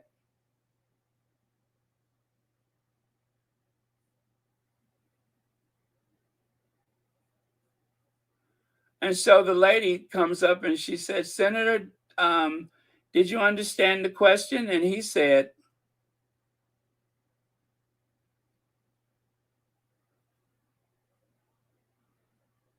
and then they took a short break. So I don't know what's going on with him. And as you know, I think what it is that Mitch McConnell is not a typical senator, even for a guy from Kentucky. He's not your typical senator. He has reptilian blood. And as a reptilian, an invertebrate reptilian, right, Black Queen, he's probably late. That's what happened. He's probably late. It's a pregnant pause. But who knows? Maybe somebody else is late. I mean, I wouldn't say that it's impossible for him to father a child. It shouldn't happen. But whatever messages are left in his DNA ought to be filed away in a zip file or something, but those messages in his DNA should never go forth into this world ever again. But thank you so much. Thank you, Black Queen. But yeah, so we've seen this before. We've seen this before. And I guess Mitch McConnell comes from a very ancient line of McConnells that go all the way back to, you know, prehistoric times or something. I think that most of North America and Europe were covered by a huge ice sheet when Mitch McConnell was born. And of course, one of the things that might be going on now, someone who looks like Mitch McConnell, you may have seen this viral video. Someone who looks like Mitch McConnell was warned not to say the N-word again. Now, of course, that's not Mitch McConnell, right? But someone who looks like Mitch McConnell may have used the N-word and got clobbered by a Arizona tea. You guys remember that video? I mean, there was sweet tea all over the place. There was sweet tea on the fluorescent light bulbs, on the cash machine, all over the candy bars. There was some. Now, because of the way YouTube is, I can't show you the actual video, but it went viral because he said, say it one more time, say it one more time. And next thing you know, I'm telling you, it was like watching an egg cracked open. So again, it was someone who looked like Mitch McConnell, not necessarily Mitch McConnell, that used some very disparaging language and got clocked by an Arizona tea. So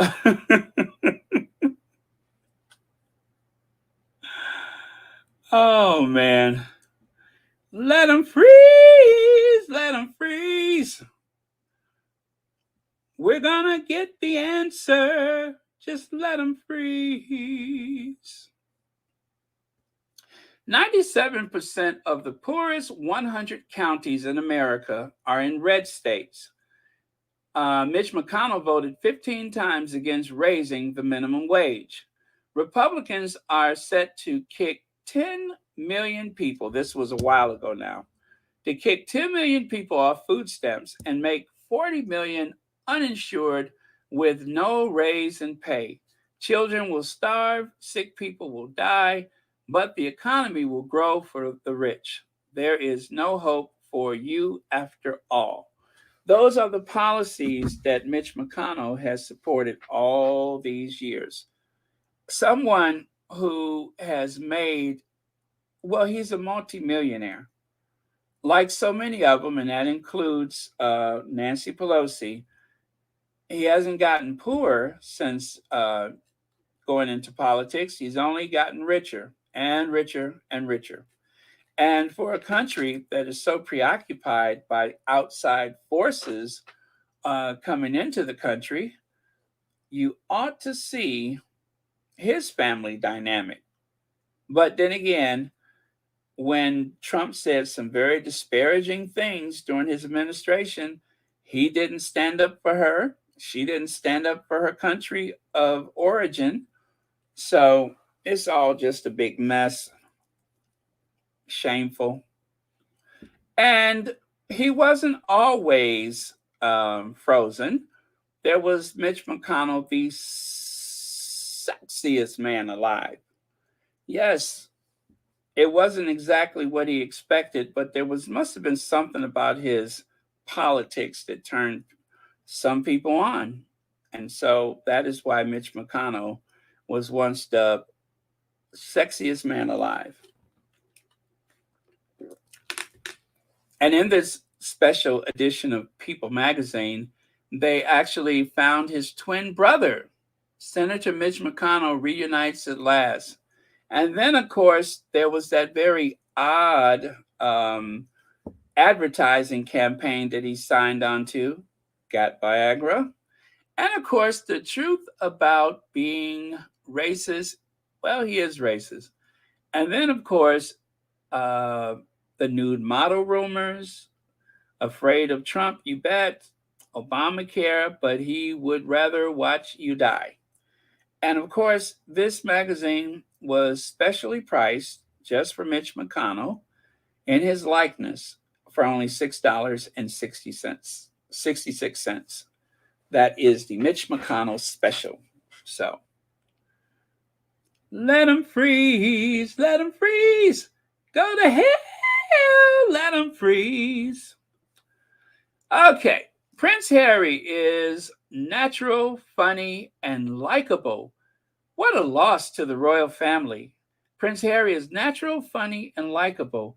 And his new Netflix documentary shows us what we have lost. A royal expert says, Duke of Sussex's OK Magazine, Amy Jones, and well, anyway. So you wouldn't believe the basis of this article.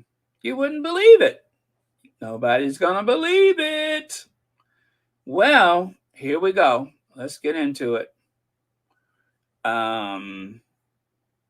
Wait, where is that? Trying to find one bigger that I can see. There we go. Prince Harry is a natural, funny, likable. His new Netflix documentary shows us what we have lost, a royal expert says. The Duke of Sussex's Netflix documentary series, Heart of Invictus, was released this week and follows ex-military who competed in the 2022 Invictus Games following tragedy as they rebuild their lives. Those shoes restored the toes to their natural position and straightened the bone. Harry found the global global sporting event. Wait a minute, where did that come from? Invictus Game. I wonder if that's part of an ad that I accidentally. Well, anyway, let me skip that one. The event is no doubt. I think that was part of. I accidentally lifted that sentence from someplace. No wonder it's so dark. The event is no doubt very special to Harry. His new documentary providing a closer glimpse inside those lives who compete in the games, along with the Duke talking about his own experiences. But royal expert, here we go, Jeannie Bond. Yes, Jeannie Bond, the one that said that Princess Diana would have approved of Camilla for playing the long game and keeping her mouth shut. That Jeannie Bond told OK that it also shows us the very best of Prince Harry. But then she always talks out of both sides of her mouth. The journalist and TV presenter, Hearts of Invictus is an incredibly moving documentary series about the mental. See, I think I messed this up even more than the physical. Oh, okay. The mental even more than the physical trauma that wounded servicemen and women endure after leaving the military life. He talks about the trauma of losing his mother when he was just 12 and how they left him unable to feel anything, unable to cry, until his emotions were triggered during his deployment in Afghanistan and everything began to unravel. Jeannie added, I think it also makes us realize that we have lost what we have lost in Harry. He is so empathetic, engaged, funny, natural, and likable. What a loss to the royal family. Now that is Jeannie Bond. Shocking, but then again, not. I don't know what she's going after by being so, generous with this article. Of course, that wasn't all of it, but, well, it wasn't even her article, but they were quoting Jeannie Bond. So I don't know if she said that in an article. Was she on a show? I mean, it's all true, but, because I'm a little skittish, I'm waiting to hear something about Meghan being there. I'm waiting to hear something about Harry moaning or something like that. So, but there was none of that in this particular article that was written by someone referencing Jeannie Bond. So it happens to be true. It happens to be true. But then again, maybe they just left out the part where she was being hypercritical and, well, being Jeannie Bond. Let me find her picture so that you guys know who I'm referring to. What day was that I talked about her? Was it 2 days ago? Aha, there she is. There's Jeannie Bond. Yeah, Jeannie. There's Jeannie Bond.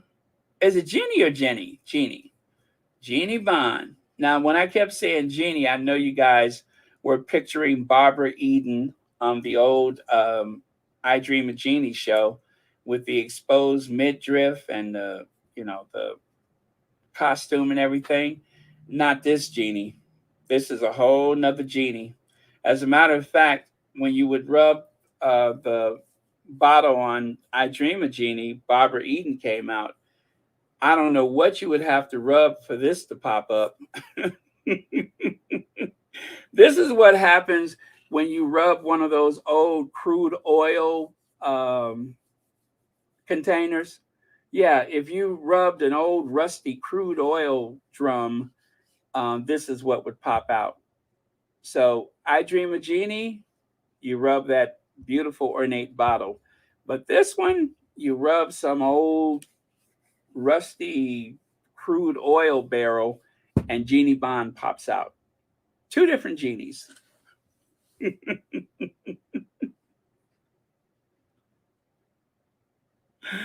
I think if you rub Camilla's foot, you get that. Okay, so instead of Barbara Eden, you rub Camilla's foot and Jeannie Bond jumps out.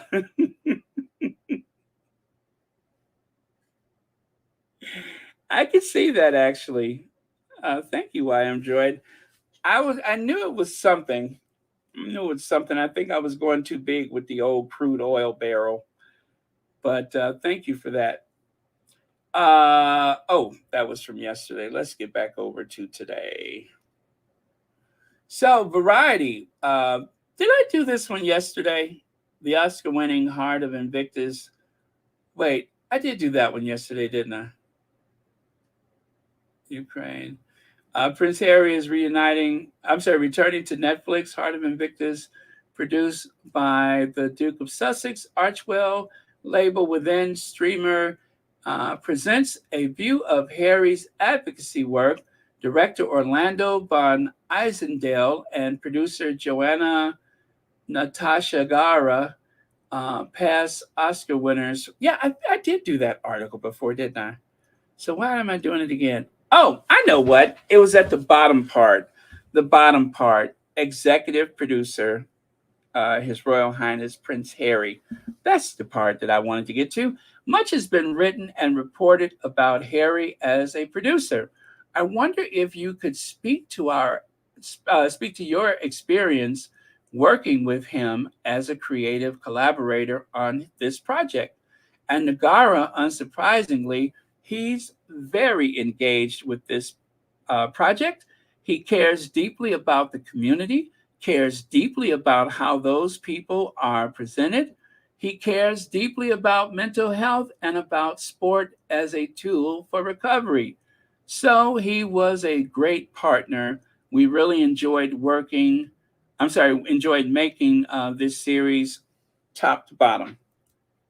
So that is what she had to say about executive producer Prince Harry. And this, oh my goodness. So something changed. Now you all know that I talked about this early with just a couple of sentences that was in an article. And then it expanded. And when I say it expanded, there seemed to be a whole conversation that was missing. Dolly Parton had to decline tea with Kate Middleton jokes she wasn't going to promote my rock album. Now, where did that come from? And it's not just one article.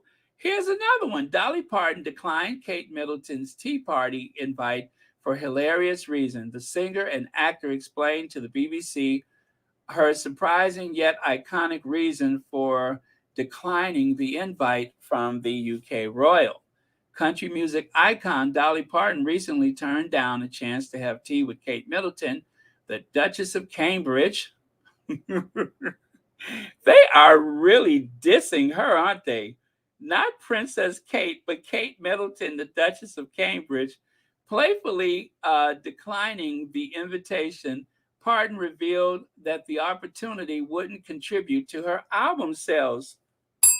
Where did that come from? That was nowhere to be found the other day when I talked about this. Isn't that something? I think that the first couple of articles were trying to, and I saw it first in the Daily Mail, they didn't want to say the full extent of the snub. They didn't even say snub. It wasn't until day before yesterday that they first said snub. And then yesterday, this came out where they were saying that Dolly Parton just flat out said, it ain't going to help me sell any records. I thought it was very sweet and nice of her to invite me to one of those days. I'm going to get to do that, Parton shared. Country music star Dolly Parton is currently in the UK to promote her new album, Rockstar. While there, she was invited to have tea with Kate Middleton, but couldn't go. This time, Lordy, I even got invited to have tea with Kate. Parton told Claudia Winkleman in the BBC Radio 2, and I felt so bad, I couldn't even go. They had all this stuff set up. She continued, I thought it was very sweet and nice of her to invite me, and one of these days, I'm going to get to do that. That would be great. Now, where was this the other day? I didn't hear anything about them saying that they had two sentences. And later on, whole articles. You understand what I'm saying? That was not there before. Now, either Dolly Parton was singing like Aretha Franklin, or they added something to it, which I doubt that.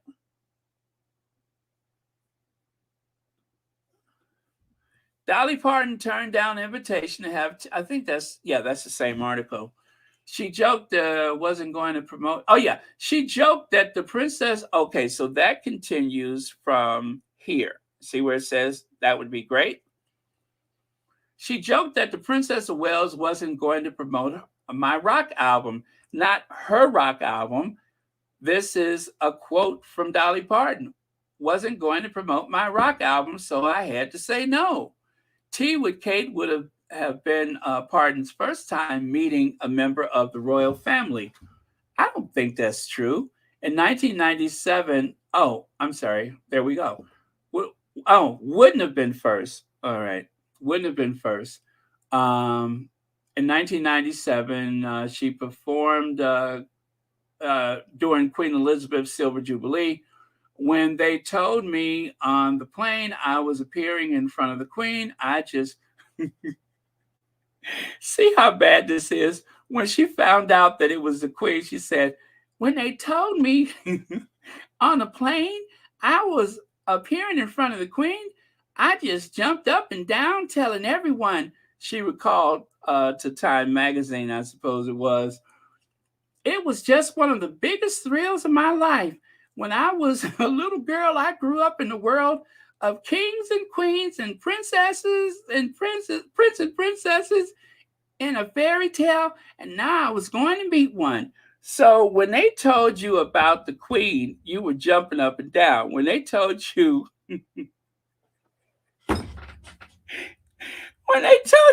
Kate Middleton, you were like, oh, I'm sorry, I got a thing. I just remembered I got a thing. Ain't that something? Does Dolly Parton just hate Kate? Or is Is she like against this royal family? Is she a squatty? I was jumping up and down when they told me that I was going to perform in front of the Queen. But this time around, just to have tea, she was like, "Oh, Lordy, I got a thing. I just recalled I got a thing. I got to change the air in the spare tire of my, what do you call it? Of my luxury coach. Yeah, that's it. I got to change the air in my spare tires. Lordy." Pardon also shared, I remembered as a child being fascinated with the kings and queens and all that flamboyant clothes. Well, see, that's it right there. She's used to those flamboyant clothes that the Queen used to wear, not those dull dish rags that Kate hangs on those old bones of hers. So people living in another world with riches and crowns and jewelry and all that. But when I actually got to meet her, she was very sweet, she added. I was scared to death. That's that I would not be going to, that I was going to, that I was not going to know how to curtsy. Now, see, when she said that, you guys know that that was actually reflecting on someone else who wasn't sure about the curtsy thing. I'm sure she did just fine, although she was probably nervous that she was a little top heavy and she might fall over. But I'm sure she did just fine if she chose to curtsy. But this is just to remind us about how you know what I'm saying? I think that this is a dig right here. But when I actually got to meet her, she was very sweet, she added. I was scared to death that I was going to know how to curtsy, that I wasn't going to bend right, but she was just very warm, very sweet, and I could tell she was a very giving person. And just meeting the Queen of England, just to meet a queen it was amazing. So the thing is, she didn't want to meet Kate. Period. She wasn't interested in meeting dull Kate Middleton. Leg says she doesn't know who Kate is, neither does CNN.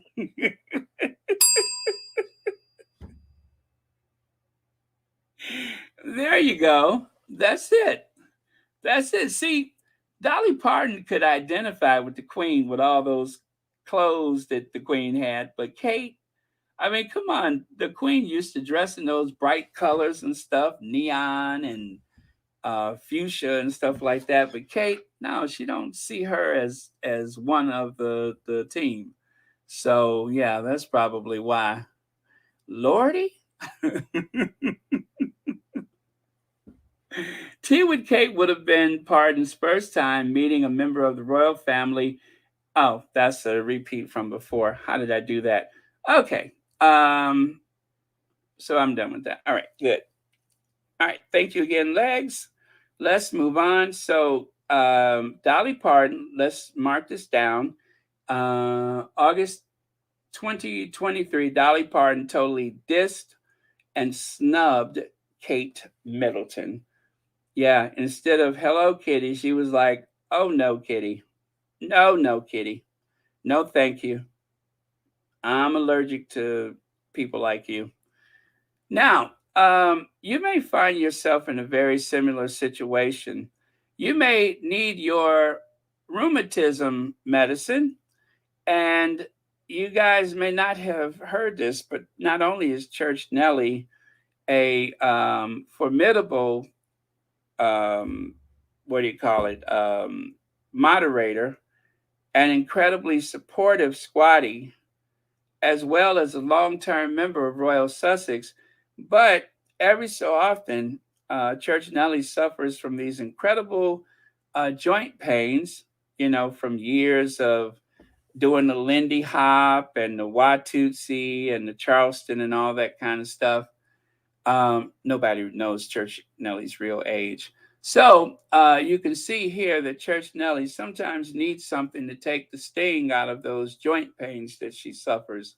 Well, if you want to carry the maximum amount of rheumatism medicine in your purse or clutch or maybe your briefcase, you have to get one of these patented Church Nelly rheumatism medicine decanters, flask for some people.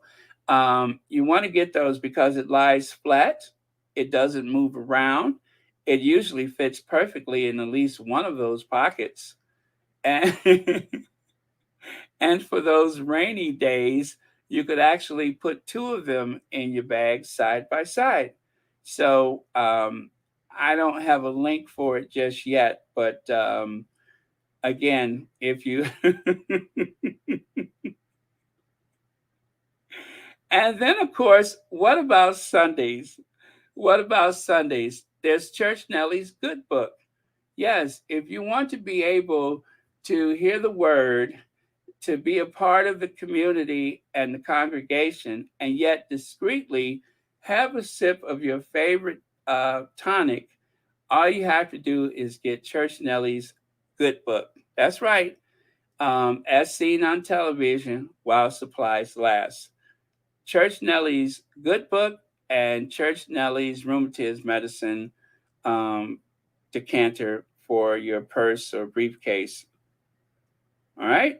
This is something that is going to be on everybody's Christmas list, especially those who suffer from moderate to severe joint pain.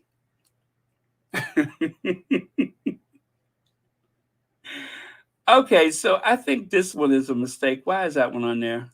Yeah, I think that one was a mistake. Okay, and then take a look here. There is Dusseldorf. You can see how they have decked out one of the areas with the those banners or those flags hanging from the flagpoles. So very cool. And right here, let's give a big shout out to Melba. Congratulations to Melba. So this is actually the U.S. Open.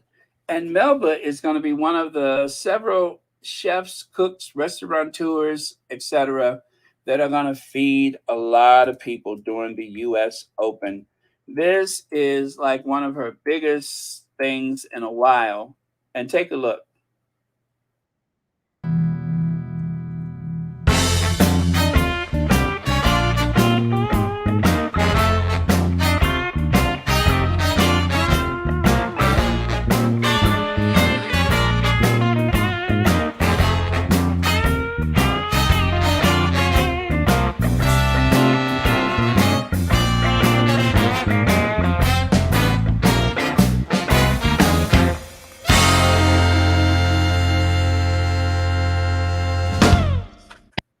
Yes, so that's Melba's kiosk, restaurant, stand, whatever, at the U.S. Open.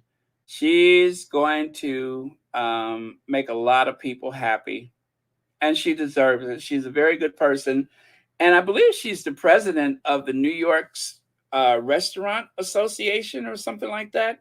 Whatever amount of restaurants it is, she is the president of that organization. So she is, I mean, she is tearing it up in New York City. I think the restaurant opened in 2005. And last week, Anita of My Duke and I was trying to get inside, but there was a street fair going on and there was a lot of people and everything. So she wasn't able to go. Let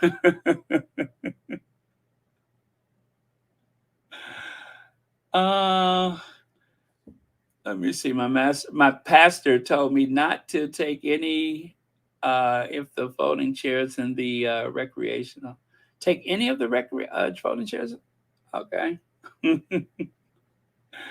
Oh man. Okay, so not sure what that was, but and then I promised we would talk about this. I don't have the link, but you want to go to the IMDb so that you can rate the Heart of Invictus. The Derangers are wreaking havoc, and it is up to us to go to the IMDb. You can recognize it with those familiar black letters and the gold background. That is where you can see a whole lot of information, like the stars of the movie or television show. You can see bios for each individual person. Well, the Heart of Invictus is being rated as we speak, and the Derangers are going in there and trying to give it 1 star and all that kind of stuff. Well, it looks like the average right now is 4.6. Is that right? 4.6? Well, anyway, we got to get in there, you guys, and we have to rate on IMDb so that they don't try to downgrade the Heart of Invictus.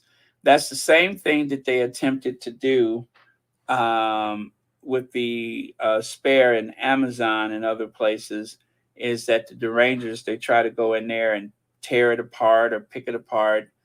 But this is why the Sussex squad is so important. The Sussex community, we stick together and we make sure we set the record straight. So again, we have to go to the IMDb and rate the docuseries, especially since we're all watching it. We might as well rate it, right? So don't forget to do that. And right on cue, hark, Lydia has provided the link. As I was stalling, let me see here. And wait, let me try to pin that to the top of the chat. Okay, so that is the link at the top of the chat. You want to go to that link. Let me see. Are we almost done? I think we're almost done. Yeah, we're almost done. As a matter of fact, that was out of place. But yes, the link is at the top of the chat.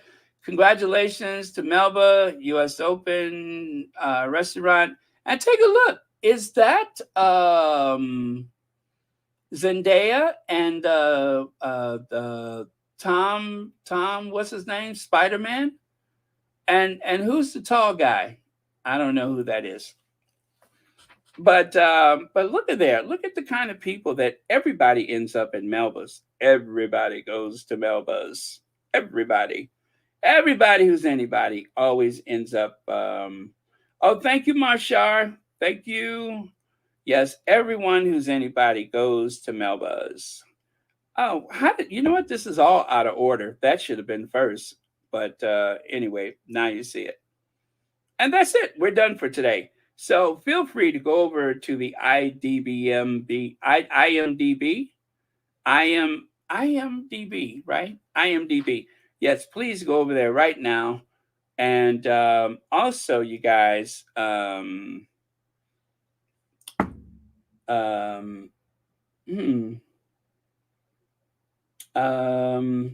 VS Speaks Royally is so close to 5,000 subscribers.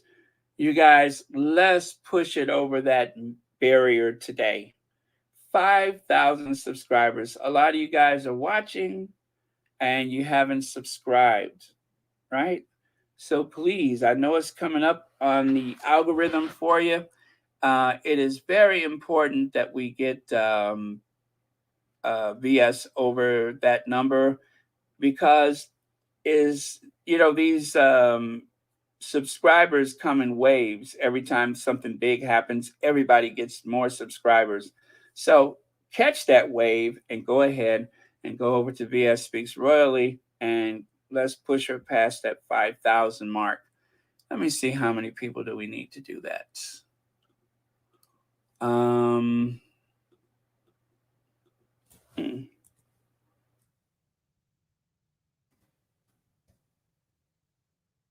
Okay, probably really close, right?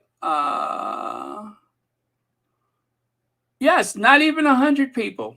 Not even 100. So, let me see.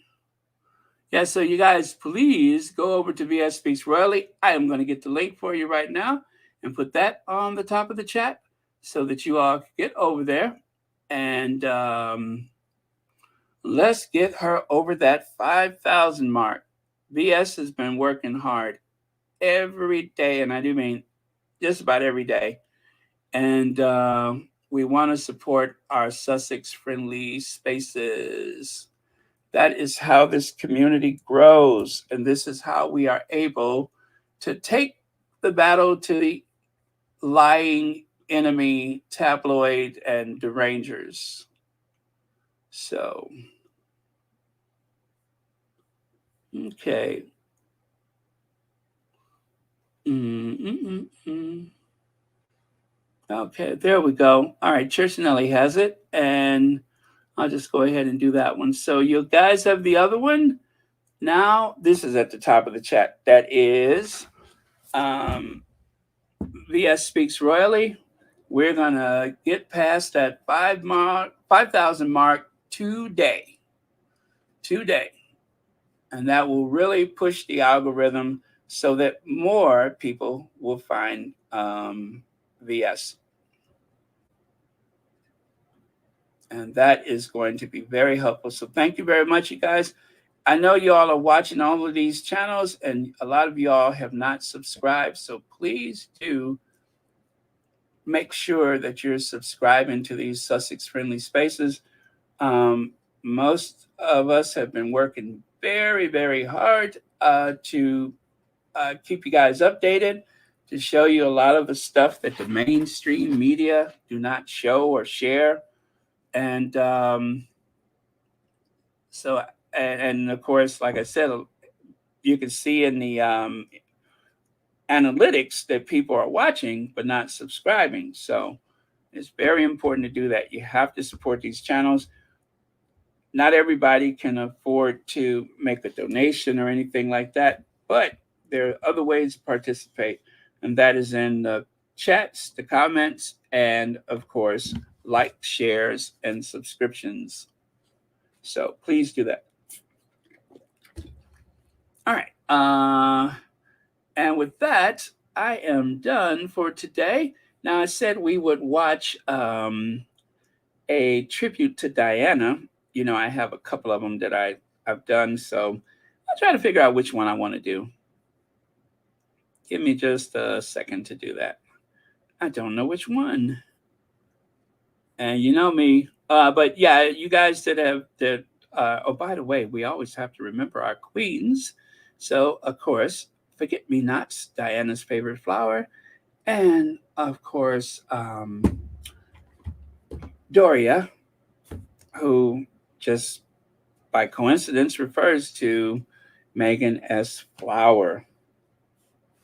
Love that. Flower. Love it. Okay. So I need to select a video, don't I?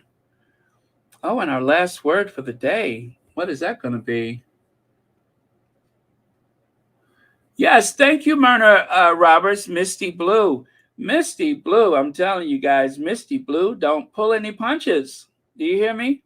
Misty Blue does not pull any punches. You know, sometimes when you just have had it and you say to yourself, I wish somebody would give these people the what for. Misty Blue, her voice is your voice. Trust me when I say this. She says it. She doesn't just, think it and dance around it like I do sometimes. She just says it. And I'm just like, yes.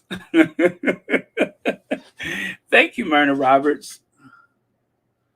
Yeah, so that'll be the last word of the day. Misty Blue needs support too. See, it even rhymes. Enjoying her blog. There you go. Thank you, Myrna Roberts. And now let me select a video. Right? Absolutely. Yep. Okay. All right. So yes, good night, you guys. You don't have to stay up. I'm just digging for a video that I've probably shared already. So no need to stay awake or to, to hang out I'm just gonna find something. Let me see here. Get your rest on. Get your rest on. Be fresh for tomorrow. Okay, maybe this one. No. So, was this the one? Let me see. Let me see.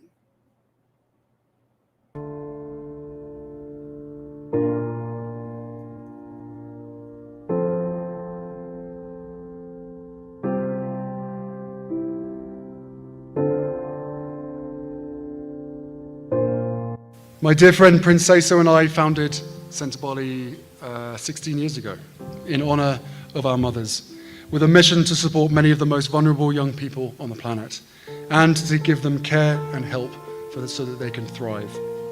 In Sesotho, the language of the Basotho, the word Centre Bali means forget me not. Next week is the 25th anniversary of my mother's death, and she most certainly will never be forgotten. I want it to be a day filled with memories of her incredible work and love for the way that she did it. I want it to be a day to share the spirit of my mum with my family, with my children who I wish could have met her. Every day, I hope to do her proud. She was tireless in her work to support and destigmatize those experiencing HIV and AIDS. Fittingly, her favorite flowers were forget-me-nots. I hope we can remember my mother's legacy by recommitting to those that we serve, whoever and wherever they may be.